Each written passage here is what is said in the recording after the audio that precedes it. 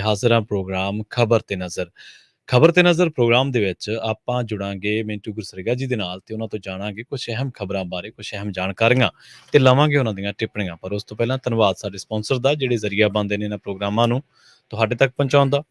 Khalsa insurance agency ਵਾਲੇ ਪਿਛਲੇ ਕਈ ਦਹਾਕਿਆਂ ਤੋਂ ਇੰਸ਼ੋਰੈਂਸ ਦੇ ਵਿੱਚ ਸ਼ਾਨਦਾਰ ਸੇਵਾਵਾਂ ਦੇਣ ਦੇ ਲਈ ਜਾਣੇ ਜਾਂਦੇ ਨੇ। ਕਿਸੇ ਵੀ ਤਰ੍ਹਾਂ ਦੀ ਇੰਸ਼ੋਰੈਂਸ ਦੇ ਲਈ ਤੁਸੀਂ ਇਹਨਾਂ ਦੇ ਨਾਲ 408272 2500 ਤੇ ਗੱਲ ਕਰ ਸਕਦੇ ਹੋ। ਟਰਕੀਆਨਾ ਇਮੀਗ੍ਰੇਸ਼ਨ ਲਾ ਫਰਮ ਵਾਲੇ ਜੇ ਟਰਕੀਆਨਾ ਇਮੀਗ੍ਰੇਸ਼ਨ ਬਾਬਤ ਤੁਹਾਡਾ ਕੋਈ ਸਵਾਲ ਹੈ, ਕੋਈ ਸਲਾਹ ਕਰਨੀ ਹੈ ਤਾਂ 4159090503 ਤੇ ਗੱਲ ਕੀਤੀ ਜਾ ਸਕਦੀ ਹੈ।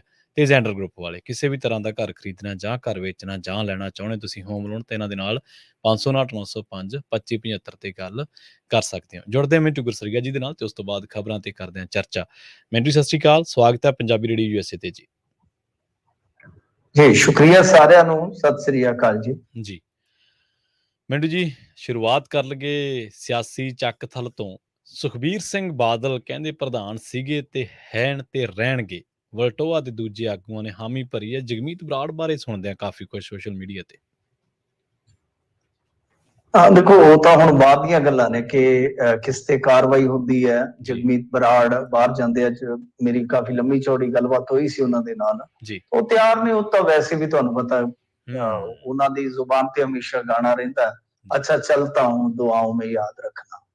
ਬਸ ਉਹ ਚਲੇ ਜਾਂਦੇ ਨੇ। ਜਿਵੇਂ ਮੋਦੀ ਸਾਹਿਬ ਕਹਿੰਦੇ ਨਾ ਕਿ ਮੈਂ ਫਕੀਰ ਆਦਮੀ ਆ, ਮੇਰਾ ਕੀ ਆ, ਝੋਲਾ ਚੁੱਕਿਆ ਤੇ ਮੈਂ ਚਲੇ ਜਾਣਾ। ਤਾਂ ਬਸ ਇਸੇ ਤਰ੍ਹਾਂ ਕਹਿ ਲਓ ਕਿ ਇਹ ਵੀ ਦਲਵੀਰ ਨੇ, ਜਦੋਂ ਉਹ ਕਹਿਣਗੇ ਤੇ ਇਹਨਾਂ ਨੇ ਚਲੇ ਜਾਣਾ। ਬਥੇਰੀਆਂ ਪਾਰਟੀਆਂ ਅੱਗੇ ਛੱਡੀਆਂ, ਹੋਰ ਛੱਡ ਜਾਣਗੇ। ਸੋ ਗੱਲ ਕੱਲੀ ਜਗਮੀਤ ਸਿੰਘ ਬਰਾੜ ਦੀ ਨਹੀਂ, ਇੱਥੇ ਹੋਰ ਬਹੁਤ ਪੁਆੜੇ ਪੈ ਰਹੇ ਨੇ। ਇੱਥੇ ਅੱਜ ਇਹਨਾਂ ਨੇ ਪੀਸੀ ਕੀਤੀ ਆ, ਉਹਦੇ ਵਿੱਚ ਝੁੰਦਾ ਸਾਹਿਬ ਖੁਦ ਵੀ ਮੌਜੂਦ ਸਨ, ਹੋਰ ਇਹਨਾਂ ਦੇ ਆਗੂ ਮੌਜੂਦ ਸੀਗੇ। ਇਹਨਾਂ ਨੇ ਸਾਫ਼ ਤੌਰ ਤੇ ਚੇਤਾਵਨੀ ਦਿੱਤੀ ਆ। ਪਹਿਲੀ ਗੱਲ ਤੇ ਇਹ ਆ ਕਿ ਚਾਹੇ ਤਾਂ ਕੋਈ ਸਾਡਾ ਆਪਣਾ ਹੋਵੇ, ਚਾਹੇ ਕੋਈ ਵਿਰੋਧੀ ਧਿਰ ਦਾ ਹੋਵੇ, ਸਾਡੇ ਪ੍ਰਧਾਨ ਬਾਰੇ ਅਵਾ ਤਵਾ ਨਹੀਂ ਬੋਲਣਾ, ਅਸੀਂ ਖਬਰਦਾਰ ਕਰਦੇ ਹਾਂ। ਤਾਂ ਕਿਹਨੂੰ ਕਹਿ ਰਹੇ ਨੇ? ਵਿਰੋਧੀ ਧਿਰਾਂ ਨੂੰ ਤਾਂ ਖਾਮੋਸ਼ ਨਹੀਂ ਕਰ ਸਕਦੇ। ਉਹ ਕਿਹਨੂੰ ਸੁਣਾ ਰਹੇ ਨੇ? ਆਪਣੇ ਬੰਦਿਆਂ ਨੂੰ ਕਹਿ ਰਹੇ ਆ ਕਿ ਖਬਰਦਾਰ, ਜੇ ਪਾਰਟੀ 'ਚ ਰਹਿਣਾ ਆ ਤਾਂ ਫੇਰ ਤੁਸੀਂ ਸੁਖਬੀਰ ਕਹਿਣਾ ਆ।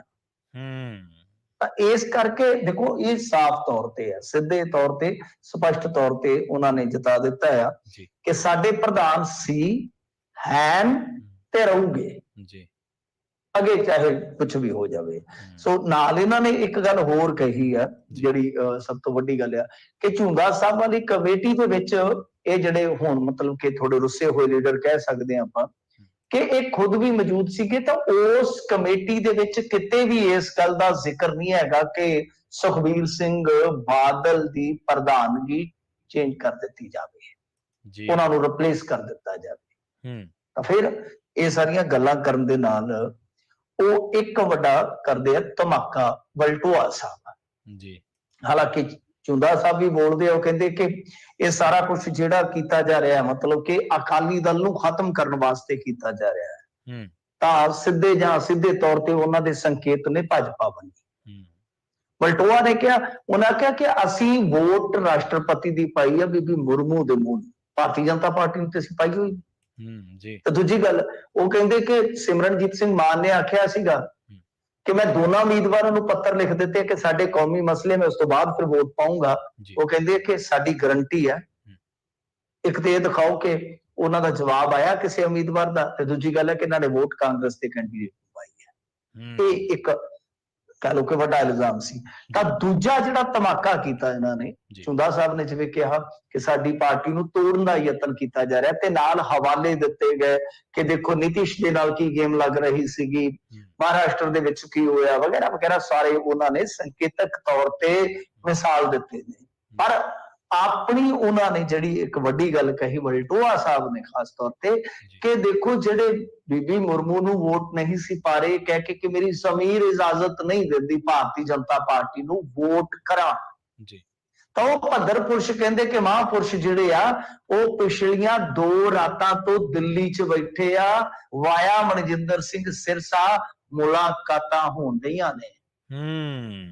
ਤਾਂ ਅਯਾਲੀ ਦਾ ਨਾਮ ਆ ਗਿਆ ਜੀ। ਜਦੋਂ ਅਯਾਲੀ ਦਾ ਨਾਮ ਆ ਗਿਆ ਤਾਂ ਫਿਰ ਤੁਹਾਨੂੰ ਪਤਾ ਹੀ ਹੈ, ਮਨਪ੍ਰੀਤ ਸਿੰਘ ਅਯਾਲੀ ਫਿਰ ਬੜਾ ਮਤਲਬ ਕਿ ਕਹ ਲਈਏ ਤੱਤੇ ਘਾਹ, ਜਿਵੇਂ ਇੱਕ ਸ਼ਬਦ ਇਸਤੇਮਾਲ ਕੀਤਾ ਜਾਂਦਾ ਕਿ ਤੱਤੇ ਘਾਹ, ਫਿਰ ਉਹਨਾਂ ਨੂੰ ਇੱਕ ਵੀਡੀਓ ਪਾਉਣਾ ਪਿਆ ਜਿਹਦੇ ਚ ਉਹਨਾਂ ਨੇ ਬਕਾਇਦਾ ਮੇਰੇ ਖਿਆਲ ਦੇ ਨਾਲ ਟਿਕਟ ਸ਼ੋ ਕੀਤੀ ਆ ਕਿ ਮੈਂ ਆਪਣੀ ਵਾਈਫ ਨੂੰ ਲੈਣ ਗਿਆ ਸਾਂ ਜੀ।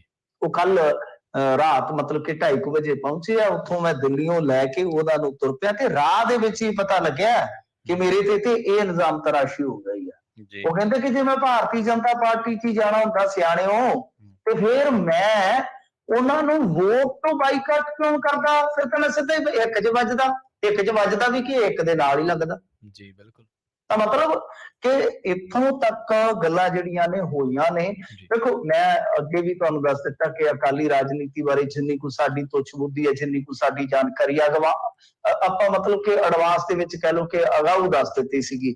ਮੈਂ ਇੱਕ ਉਸ ਦਿਨ ਵੀ ਸੰਕੇਤਕ ਗੱਲ ਕੀਤੀ ਸੀ ਕਿ ਇੱਕ ਬਹੁਤ ਵੱਡਾ ਧੜਾ ਹੈ ਅਕਾਲੀ ਦਲ ਬਾਦਲ ਦੇ ਵਿੱਚ, ਜਿਹੜਾ ਇਸ ਗੱਲ ਨੂੰ ਲੈ ਕੇ ਦਬੰਦ ਦੇ ਵਿੱਚ ਆ ਕਿ ਜੇ ਕੋਈ ਮੰਨ ਲਓ ਪ੍ਰਧਾਨ ਰਿਪਲੇਸ ਕਰਕੇ ਨਵਾਂ ਲਾਇਆ ਜਾਂਦਾ ਤਾਂ ਉਹ ਜਿਹੜੇ ਮਾਈਕ ਅਸਾਸੇ ਬਾਦਲ ਫੈਮਿਲੀ ਕੋਲ ਆ ਕਿ ਉਹਨੇ ਕਿਸੇ ਬੰਦੇ ਕੋਲ ਹੋਣਗੇ ਤੇ ਉਹ ਵਰਤੂਗਾ। ਇਹ ਇੱਕ ਬੜਾ ਵੱਡਾ ਸਵਾਲ ਹੈ, ਅੰਦਰ ਉੱਠਦਾ ਸਵਾਲ ਹੈ ਇਹ ਜੀ। ਇਹ ਤਾਂ ਦੂਸਰਾ ਕੁਛ ਮਤਲਬ ਕਿ ਇੱਕ ਨਿੱਜੀ ਵਫਾਦਾਰੀ ਹੁੰਦੀ ਹੈ, ਨਿੱਜੀ ਤਾਲੁਕਾਤ ਹੁੰਦੇ ਆ। ਸੋ ਇਸੇ ਕਰਕੇ ਇੱਕ ਧੜਾ ਹਾਲੇ ਵੀ ਸੁਖਬੀਰ ਸਿੰਘ ਬਾਦਲ, ਉਹ ਵੱਡਾ ਧੜਾ ਹੈ, ਸੁਖਬੀਰ ਸਿੰਘ ਬਾਦਲ ਨੂੰ ਹੀ ਪ੍ਰੈਜ਼ੀਡੈਂਟ ਵੇਖਣਾ ਚਾਹੁੰਦਾ। ਤਾਂ ਦੂਜੇ ਪਾਸੇ ਟੁੱਟਵੇਂ ਰੂਪ ਦੇ ਵਿੱਚ ਕੁਝ ਧੜੇ ਹਨ ਜਿਹੜੇ ਜਾਂ ਤਾਂ ਚਲੇ ਗਏ, ਜਾਂ ਇੱਕ ਧੜਾ ਐਸਾ ਹੈ ਜਿਹੜਾ ਹਾਲੇ ਵੀ ਇਹ ਕਹਿੰਦਾ ਕਿ ਸੁਖਬੀਰ ਸਿੰਘ ਬਾਦਲ ਨੂੰ ਲਾਂਭੇ ਕਰੋ। ਬਸ ਆਹ ਲੜਾਈ ਹੈ। ਤਾਂ ਕੁੱਲ ਮਿਲਾ ਕੇ ਇਸ ਗੱਲ ਦੇ ਵਿੱਚ ਹੁਣ ਮੇਰੇ ਖਿਆਲ ਦੇ ਨਾਲ ਕੋਈ ਵੀ ਸ਼ੱਕ, ਕੋਈ ਵੀ ਸ਼ੁਬਾ ਹੈ ਨਹੀਂਗਾ ਕਿ ਅਕਾਲੀ ਦਲ ਚ ਹਾਲੇ ਮੈਂ ਕਹਿੰਦਾ ਕਿ ਥੋੜੀ ਬਹੁਤੀ ਉਤਲ ਪੁਤਲ ਹੋਏਗੀ ਜੀ। ਤਾਂ ਭਾਵੇਂ ਇਹਨਾਂ ਤੇ ਕਾਰਵਾਈ ਹੋ ਜਾਵੇ, ਜਿਹੜੀ ਸੰਕੇਤ ਦਿੱਤੇ ਆ ਇਹਨਾਂ ਨੇ ਗੱਲ ਦੇ ਕਿ ਬਈ ਹੋ ਸਕਦੀ ਆ ਕਿ ਤੁਸੀਂ ਚੁੱਪ ਹੋ ਜਾਓ ਤੇ ਜਾਂ ਫਿਰ ਅਸੀਂ ਤੁਹਾਨੂੰ ਚੁੱਪ ਕਰਾ ਦਿਆਂਗੇ। ਇਹਦਾ ਮਤਲਬ ਕੀ ਨਿਕਲਦਾ? ਇਹਦਾ ਮਤਲਬ ਇਹੋ ਨਿਕਲਦਾ ਹੈ ਕਿ ਜਿਹੜੇ ਲੋਕ ਇਸ ਵੇਲੇ ਰੋਸੇ ਦੇ ਵਿੱਚ ਨੇ, ਇਸ ਵੇਲੇ ਕਹਿ ਲਓ ਗੁੱਸੇ ਦੇ ਵਿੱਚ ਨੇ, ਇਹ ਆ ਕਿਤੇ ਨਾ ਕਿਤੇ ਇਸ ਉਮੀਦ ਦੇ ਵਿੱਚ ਨੇ ਕਿ ਬਈ ਸ਼ਾਇਦ ਅਸੀਂ ਜਿੱਤ ਜਾਵਾਂਗੇ। ਤਾਂ ਉਹਨਾਂ ਨੇ ਸਾਫ਼ ਤੌਰ ਤੇ ਅੱਖਾਂ ਕੱਢ ਕੇ ਵਿਖਾ ਦਿੱਤੀਆਂ ਕਿ ਹੁਣ ਫੈਸਲਾ ਤੁਹਾਡੇ ਹੱਥ ਹੈ, ਤੁਸੀਂ ਕੀ ਕਰਨਾ ਚੰਗੀ ਤਰ੍ਹਾਂ ਸੋਚ ਲਓ, ਵਿਚਾਰ ਲਓ, ਫਿਰ ਜੋ ਕਰਨਾ ਅਸੀਂ ਕਰਨਾ ਤੂੰ ਅਸੀਂ ਸੋਚ ਵਿਚਾਰਦੇ ਆ। ਗੱਲ ਇੱਥੇ ਆ ਕੇ ਮੁੱਕਦੀ ਹੈ। ਜੀ ਜੀ ਜੀ। ਅਗਲੀ ਖਬਰ ਦੇ ਵੱਲ ਵਧੀਏ ਮਿੰਟੂ ਜੀ, ਗੱਲ ਕਰੀਏ ਨਰਮਾ ਚੁਗਾਈ ਵਾਲੇ ਮਜ਼ਦੂਰਾਂ ਦੀ। ਇਹਨਾਂ ਨੂੰ ਵਿੱਤੀ ਰਾਹਤ ਦੇਣ ਦੇ ਲਈ ਹੁਣ ਜਿਹੜੀ ਨੀਤੀ ਆ ਉਹਦੇ ਵਿੱਚ ਸੋਧ ਦਾ ਫੈਸਲਾ ਕੀਤਾ ਗਿਆ ਜੀ। ਦੇਖੋ, ਇਹਦੇ ਵਿੱਚ ਕੀ ਹੈ ਕਿ ਅੱਗੇ ਵੀ ਵੇਖਿਆ ਗਿਆ ਕਿ ਜਦੋਂ ਵੀ ਕਿਤੇ ਨਰਮੇ ਦਾ ਖਰਾਬਾ ਹੋ ਜਾਂਦਾ ਹੈ, ਮਸਲਨ ਨਰਮੇ ਨੂੰ ਸੁੰਡੀ ਪੈ ਗਈ, ਸੋਕਾ ਪੈ ਗਿਆ ਜਾਂ ਡੋਬਾ ਪੈ ਗਿਆ, ਤਾਂ ਉਹਦੇ ਨਾਲ ਕੀ ਹੈ ਕਿ ਇਕੱਲਾ ਕਿਸਾਨ ਪ੍ਰਭਾਵਿਤ ਨਹੀਂ ਹੁੰਦਾ, ਉਹਦੇ ਨਾਲ ਜਿਹੜਾ ਨਰਮਾ ਚੁਗਣਾ, ਰੂਹ ਕੱਢਣੀ, ਕਿਉਂਕਿ ਦੇਖੋ ਇਹ ਅਲੱਗ-ਅਲੱਗ ਇਲਾਕਿਆਂ ਦੀ ਭਾਸ਼ਾ ਹੁੰਦੀ ਆ, ਤਾਂ ਉਹ ਜਿਹੜੀ ਰੂਹ ਮਤਲਬ ਕਿ ਚੁਗਣੀ ਆ, ਖੋਖੜੀਆਂ ਦੇ ਵਿੱਚੋਂ ਕੱਢਣੀ ਆ ਫਸਲ ਦੇ ਵਿੱਚੋਂ ਰੂਹ, ਤਾਂ ਉਹਨਾਂ ਨੂੰ ਕਹਿ ਦਿੰਦੇ ਚੋਣੇ ਉਸ ਲੇਬਰ ਨੂੰ। ਤਾਂ ਉਹਨਾਂ ਦੀ ਇੱਕ ਬਹੁਤ ਵੱਡੀ ਕਮਾਈ ਜੁੜਦੀ ਹੈ, ਮਸਲਨ ਕਿ ਕਿਲੋ ਦਾ 5 ਰੁਪਏ ਜਾਂ 6 ਰੁਪਏ ਜਿੰਨੀ ਵੀ ਚੁਗਾਈ ਹੁੰਦੀ ਹੈ ਉਹ ਸਾਲ ਦੇ ਸਾਲ ਨਵੇਂ ਸਿਰੇ ਤੋਂ ਤੈਅ ਕੀਤੀ ਜਾਂਦੀ ਹੈ। ਜਿਵੇਂ ਕਿਸੇ ਪਿੰਡ ਕੋਈ ਕਣਕ ਵੱਢਦਾ ਹੋਵੇ ਦਾਤੀ ਨਾਲ, ਤੇ ਉਹਦੀ ਵਾੜ ਨਵੇਂ ਸਿਰੇ ਤੋਂ, ਜੇ ਕੋਈ ਕੰਬਾਈਨ ਨਾਲ ਵੱਢਦਾ ਹੈ ਤਾਂ ਉਹਦੀ ਨਵੇਂ ਸਿਰੇ ਤੋਂ ਹੁੰਦੀ ਹੈ, ਝੋਨਿਆਂ ਲਵਾਈ ਦੀ। ਜਿਸ ਤਰ੍ਹਾਂ ਇਹ ਸਾਰਾ ਇਸ ਤਰ੍ਹਾਂ ਕੰਮ ਚੱਲਦਾ ਹੈ। ਤਾਂ ਹੁੰਦਾ ਕੀ ਹੈ ਕਿ ਉਹ ਇੱਕ ਬਹੁਤ ਵੱਡੀ ਕਮਾਈ ਹੁੰਦੀ ਹੈ ਬੀਬੀਆਂ ਦੀ, ਖਾਸ ਤੌਰ ਤੇ ਉਹ ਚੋਣੀਆਂ ਹੁੰਦੀਆਂ ਨੇ, ਨਰਮਾ ਚੁਗਦੀਆਂ ਨੇ, ਕੋਈ 65 ਕਿਲੋ ਵੀ ਚੁਗ ਜਾਂਦੀ ਹੈ, ਪੁਰਾਣੀਆਂ ਬੀਬੀਆਂ ਤੇ ਕੁਆਂਟਲ ਵੀ ਨਰਮਾ ਚੁਗ ਜਾਂਦੀ ਸੀ, ਕਿਉਂਕਿ ਉਦੋਂ ਨਰਮੇ ਹੁੰਦੇ ਹੀ ਬੜੇ ਸੀ। ਤਾਂ ਤੁਸੀਂ ਹਿਸਾਬ ਲਾ ਲਓ ਕਿ ਉਹ ਕਿੰਨੀ ਕਮਾਈ ਹੈ ਮਜ਼ਦੂਰਾਂ ਦੀ, ਤਾਂ ਉਹ ਕਮਾਈ ਵੀ ਨੁਕਸਾਨੀ ਜਾਂਦੀ ਹੈ। ਇਹ ਮੇਨ ਮਸਲਾ ਸੀਗਾ। ਹੁਣ ਹੁੰਦਾ ਕੀ ਸੀ ਗਿਆ ਕਿ ਜਿਵੇਂ ਇੱਕ ਵਾਰੀ ਬਹੁਤ ਜ਼ਿਆਦਾ ਨਰਮੇ ਮਾਰੇ ਗਏ ਸੀਗੇ ਮਾਲਵੇ ਦੇ ਵਿੱਚ, ਟੋਟਲੀ ਮਾਰੇ ਗਏ, ਚਿੱਟੀ ਮੱਖੀ ਜਦੋਂ ਪਈ ਜੀ, ਤਾਂ ਉਸ ਟਾਈਮ 6000 ਕਰੋੜ ਦਾ ਮੁਆਵਜ਼ਾ ਦਿੱਤਾ ਗਿਆ ਸੀਗਾ। ਤਾਂ ਬਾਅਦ ਦੇ ਵਿੱਚ ਰੌਲਾ ਇਸ ਗੱਲੋਂ ਪੈ ਗਿਆ ਕਿ ਮਜ਼ਦੂਰ ਯੂਨੀਅਨਾਂ ਆਪਣੇ ਹੱਕਾਂ ਲਈ ਸੜਕਾਂ ਤੇ ਆ ਗਈਆਂ ਸਨ, ਸੰਗਤ ਦਰਸ਼ਨਾਂ ਦਾ ਉਸ ਵੇਲੇ, ਕਿਉਂਕਿ ਪ੍ਰਕਾਸ਼ ਸਿੰਘ ਬਾਦਲ ਸੰਗਤ ਦਰਸ਼ਨ ਕਰਿਆ ਕਰਦੇ ਸਨ, ਤਾਂ ਉਦੋਂ ਵਿਰੋਧ ਸਟਾਰਟ ਹੋ ਗਿਆ ਸੀਗਾ ਕਿ ਅਸੀਂ ਵੀ ਮਾਰੇ ਗਏ ਹਾਂ ਇਸ ਬਿਮਾਰੀ ਹੱਥੋਂ, ਸਾਡੀ ਵੀ ਕਮਾਈ ਪ੍ਰਭਾਵਿਤ ਹੋਈ ਆ, ਤਾਂ ਸਾਨੂੰ ਕਿਉਂ ਨਾ ਮੁਆਵਜ਼ਾ ਦਿੱਤਾ ਜਾਵੇ। ਤਾਂ ਫਿਰ ਉਦੋਂ ਪ੍ਰਕਾਸ਼ ਸਿੰਘ ਬਾਦਲ ਹੋਰਾਂ ਨੇ ਫਿਰ ਮੇਰੇ ਖਿਆਲ ਦੇ ਨਾਲ ਕੁਝ ਕੁ ਮਤਲਬ ਇੱਕ ਮੁਆਵਜ਼ੇ ਦਾ ਹਿੱਸਾ, ਮੈਨੂੰ ਪੱਕਾ ਯਾਦ ਨਹੀਂ, ਹਾਲਾਂਕਿ ਮੈਂ ਉਸ ਟਾਈਮ ਕਵਰੇਜ ਕੀਤੀ ਹੋਈ ਹੈ, ਸ਼ਾਇਦ ਕੋਈ 400 ਕਰੋੜ ਕੁਝ ਐਸੀ ਰਕਮ ਜਿਹੜੀ ਹੈ ਉਹ ਇਹਨਾਂ ਨੇ ਉਹਦੇ ਚੋਂ ਕੱਢ ਕੇ ਐਕਸਟਰਾ ਚੋਣੀਆਂ ਨੂੰ ਦੇਣੀ ਸਟਾਰਟ ਕਰ ਦਿੱਤੀ ਸੀ ਪਿੰਡਾਂ ਦੇ ਵਿੱਚ। ਪਰ ਹੁਣ ਸਮੱਸਿਆ ਇਹ ਆ ਕਿ ਤੁਸੀਂ ਉਹਦੀ ਨਿਸ਼ਾਨਦੇਹੀ ਕਿਸ ਤਰ੍ਹਾਂ ਕਰੋਗੇ ਕਿ ਸਹੀ ਮਜ਼ਦੂਰ ਪ੍ਰਭਾਵਿਤ ਹੋਇਆ ਉਹਦੇ ਹੱਥਾਂ ਚੋਂ ਕਮਾਈ ਜਾਵੇ ਜੀ, ਜਾਂ ਉਹ ਨੁਕਸਾਨ ਦੀ ਭਰਪਾਈ ਜਾਵੇ, ਉਹ ਕਿਸ ਤਰ੍ਹਾਂ ਤੈਅ ਕੀਤਾ ਜਾਏਗਾ। ਤਾਂ ਇਹਦੇ ਵਾਸਤੇ ਮਤਲਬ ਕਿ ਮੂਲ ਤੌਰ ਤੇ ਮੈਂ ਜਿਹੜਾ ਇਹਨਾਂ ਗੱਲ ਨੂੰ ਕਮਾਇਆ ਹੈ ਉਹ ਇਸ ਕਰਕੇ ਕਿ ਗੱਲ ਸੌਖੇ ਤਰੀਕੇ ਨਾਲ ਸਮਝ ਦੇ ਵਿੱਚ ਪੈ ਜਾਵੇ ਕਿ ਅਸਲ 'ਚ ਜਿਹੜੀ ਅਮੈਂਡਮੈਂਟ ਕੀਤੀ ਗਈ ਹੈ ਉਹ ਕਾਹਦੇ ਕਰਕੇ ਕੀਤੀ ਗਈ ਹੈ, ਨਿਸ਼ਾਨਦੇਹੀ ਵਾਸਤੇ ਕਿ ਸਹੀ ਮਜ਼ਦੂਰ ਪ੍ਰਭਾਵਿਤ ਕਿਹੜਾ ਹੋਇਆ। ਤਾਂ ਉਹਦੇ ਵਾਸਤੇ ਹੁਣ ਕੀ ਕਰੂਗੇ ਇਸ ਸੋਧ ਨੀਤੀ ਦੇ ਮੁਤਾਬਕ ਕਿ ਮਾਲ ਪਟਵਾਰੀ ਤੇ ਜਿਹੜਾ ਖੇਤੀਬਾੜੀ ਐਕਸਟੈਂਸ਼ਨ ਆਫੀਸਰ ਹੋਏਗਾ ਉਹ ਸਾਰੇ ਘਰਾਂ ਦਾ ਇੱਕ ਸਰਵੇਖਣ ਕਰ ਲਏਗਾ ਜੀ। ਫਿਰ ਉਹਦੇ ਚੋਂ ਮਜ਼ਦੂਰਾਂ ਦੀ ਸ਼ਨਾਖਤ ਕਰ ਲਈ ਜਾਏਗੀ ਕਿ ਅਕਸਰ ਨਰਮਾ ਕੌਣ ਚੁਗਦਾ ਹੈ, ਕਿਹੜਾ ਕੋਈ ਦਿਹਾੜੀ ਜਾਂਦਾ ਹੈ, ਉਹ ਪਿੰਡ ਦੇ ਵਿੱਚ ਪਤਾ ਹੁੰਦਾ ਸਭ ਨੂੰ। ਤਾਂ ਇਹ ਤੋਂ ਬਾਅਦ ਫਿਰ ਪਟਵਾਰੀ ਤਸਦੀਕ ਕਰ ਦੇਗਾ ਕਿ ਇਸ ਪਰਿਵਾਰ ਦੇ ਕੋਲ ਕੋਈ ਵਾਹੀਯੋਗ ਜ਼ਮੀਨ ਹੈ ਨਹੀਂ, ਜੇ ਹੈ ਤਾਂ ਕਿੱਲੇ ਤੋਂ ਘੱਟ ਆ, ਤੇ ਇਹਨਾਂ ਦਾ ਵੀ ਗੁਜ਼ਰ ਬਸਰ ਇਸੇ ਤਰੀਕੇ ਨਾਲ ਹੁੰਦਾ। ਸੋ ਜਦੋਂ ਤਸਦੀਕ ਹੋ ਜਾਏਗੀ ਤਾਂ ਫਿਰ ਉਹ ਲਾਭਪਾਤਰੀ ਬਣ ਜਾਏਗਾ। ਤਾਂ ਮੇਰੇ ਖਿਆਲ ਦੇ ਨਾਲ ਇਹ ਸਕੀਮ ਮਾੜੀ ਨਹੀਂ ਹੈ, ਪਰ ਸਭ ਤੋਂ ਵੱਡੀ ਗੱਲ ਤੇ ਇਹ ਹੈ ਕਿ ਫਸਲ ਦਾ ਉਜਾੜਾ ਹੀ ਨਾ ਹੋਵੇ, ਕਿਸੇ ਦੇ ਅਰਮਾਨ ਨਾ ਉਜੜ, ਕੋਈ ਕਿਸੇ ਦੇ ਹੱਥਾਂ ਵੱਲ ਵੇਖੇ ਹੀ ਨਾ। ਤਾਂ ਸਾਰਿਆਂ ਨੂੰ ਪਰਮਾਤਮਾ ਮੈਂ ਤਾਂ ਇਹੀ ਕਹਿੰਦਾ ਕਿ ਬਰਕਤਾਂ ਹੀ ਬਖਸ਼ੇ। ਪਰ ਜੇ ਇਸ ਤਰ੍ਹਾਂ ਹੋ ਜਾਂਦਾ ਤਾਂ ਬਿਲਕੁਲ ਫਿਰ ਢੰਗ ਤੇ ਇਹੀ ਹੈ ਕਿ ਸਹੀ ਨਿਸ਼ਾਨਦੇਹੀ ਕੀਤੀ ਜਾਵੇ ਔਰ ਉਹਨਾਂ ਮਜ਼ਦੂਰਾਂ ਦਾ ਜਿਨ੍ਹਾਂ ਦਾ ਨੁਕਸਾਨ ਹੁੰਦਾ ਤੇ ਜਿਨ੍ਹਾਂ ਬਾਰੇ ਬਹੁਤ ਘੱਟ ਸੋਚਿਆ ਜਾਂਦਾ ਹੈ, ਨਾਰੇ ਤੇ ਬਹੁਤ ਲੱਗਦੇ ਨੇ, ਤਾਂ ਉਹਨਾਂ ਮਜ਼ਦੂਰਾਂ ਦਾ ਵੀ ਜੇ ਨੁਕਸਾਨ ਥੋੜਾ ਪੂਰਿਆ ਜਾਏਗਾ ਮੇਰੇ ਖਿਆਲ ਦੇ ਨਾਲ ਵਧੀਆ ਨੀਤੀ ਹੈ, ਕੋਈ ਮਾੜੀ ਗੱਲ ਨਹੀਂ ਹੈ ਜੀ। ਮਿੰਟੂ ਜੀ, ਅਗਲੀ ਖਬਰ ਵੱਲ ਵਧੀਏ ਤੇ ਗੱਲ ਕਰੀਏ ਰਣਜੀਤ ਸਿੰਘ ਗੌਹਰੇ ਮਸਕੀਨ ਜੀ ਦੀ। ਉਹ ਕਹਿੰਦੇ ਜੇ ਦੋਸ਼ ਸਾਬਤ ਹੋ ਗਿਆ ਤਾਂ ਸੰਗਤ ਵੱਲੋਂ ਜਿਹੜੀ ਵੀ ਸਜ਼ਾ ਦਿੱਤੀ ਜਾਊਗੀ ਪ੍ਰਵਾਨ ਕਰਾਂਗੇ। ਦੇਖੋ ਇਹ ਰੌਲਾ ਚੱਲ ਰਿਹਾ ਪਿਛਲੇ ਕਈ ਦਿਨਾਂ ਦਾ, ਜੋ ਤਖਤ ਸ੍ਰੀ ਹਰਿਮੰਦਰ ਪਟਨਾ ਸਾਹਿਬ ਹੈ ਉਹਦੇ ਵਿੱਚ ਇੱਕ ਚੜਾਵਾ ਚੜਿਆ ਸੀਗਾ।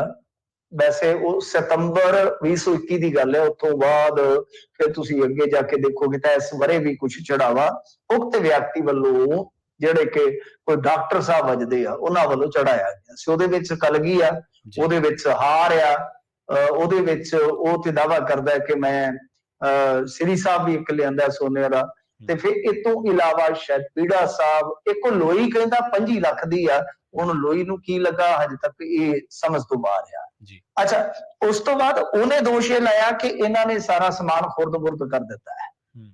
ਸਾਰਾ ਨਹੀਂ, ਮਤਲਬ ਕਿ ਬਹੁਤ ਵੱਡਾ ਹਿੱਸਾ ਜਿਹੜਾ ਉਸ ਚੜਾਵੇ ਦਾ ਵੀ ਮਤਲਬ ਕਿ ਕੁਝ ਗ੍ਰਾਮ ਹੀ ਰਹਿ ਗਏ, ਕੁਝ ਗ੍ਰਾਮ ਹੀ ਰਹਿ ਗਏ ਸੋਨੇ ਦੇ ਪੱਤਰੇ, ਬਾਕੀ ਖੁਰਦ-ਬੁਰਦ ਹੋ ਗਿਆ। ਇੱਥੋਂ ਤੱਕ ਕਹਿ ਦਿੱਤਾ ਕਿ ਜਿਹੜੇ ਇਹ ਰਣਜੀਤ ਸਿੰਘ ਗੌਹਰੇ ਮਸਕੀਨ ਨੇ ਕਿ ਇਹਨਾਂ ਨੂੰ ਮੈਂ 70 ਲੱਖ ਰੁਪਇਆ ਜਿਹੜਾ ਉਹ ਨਗਦ ਦਿੱਤਾ ਵਾ।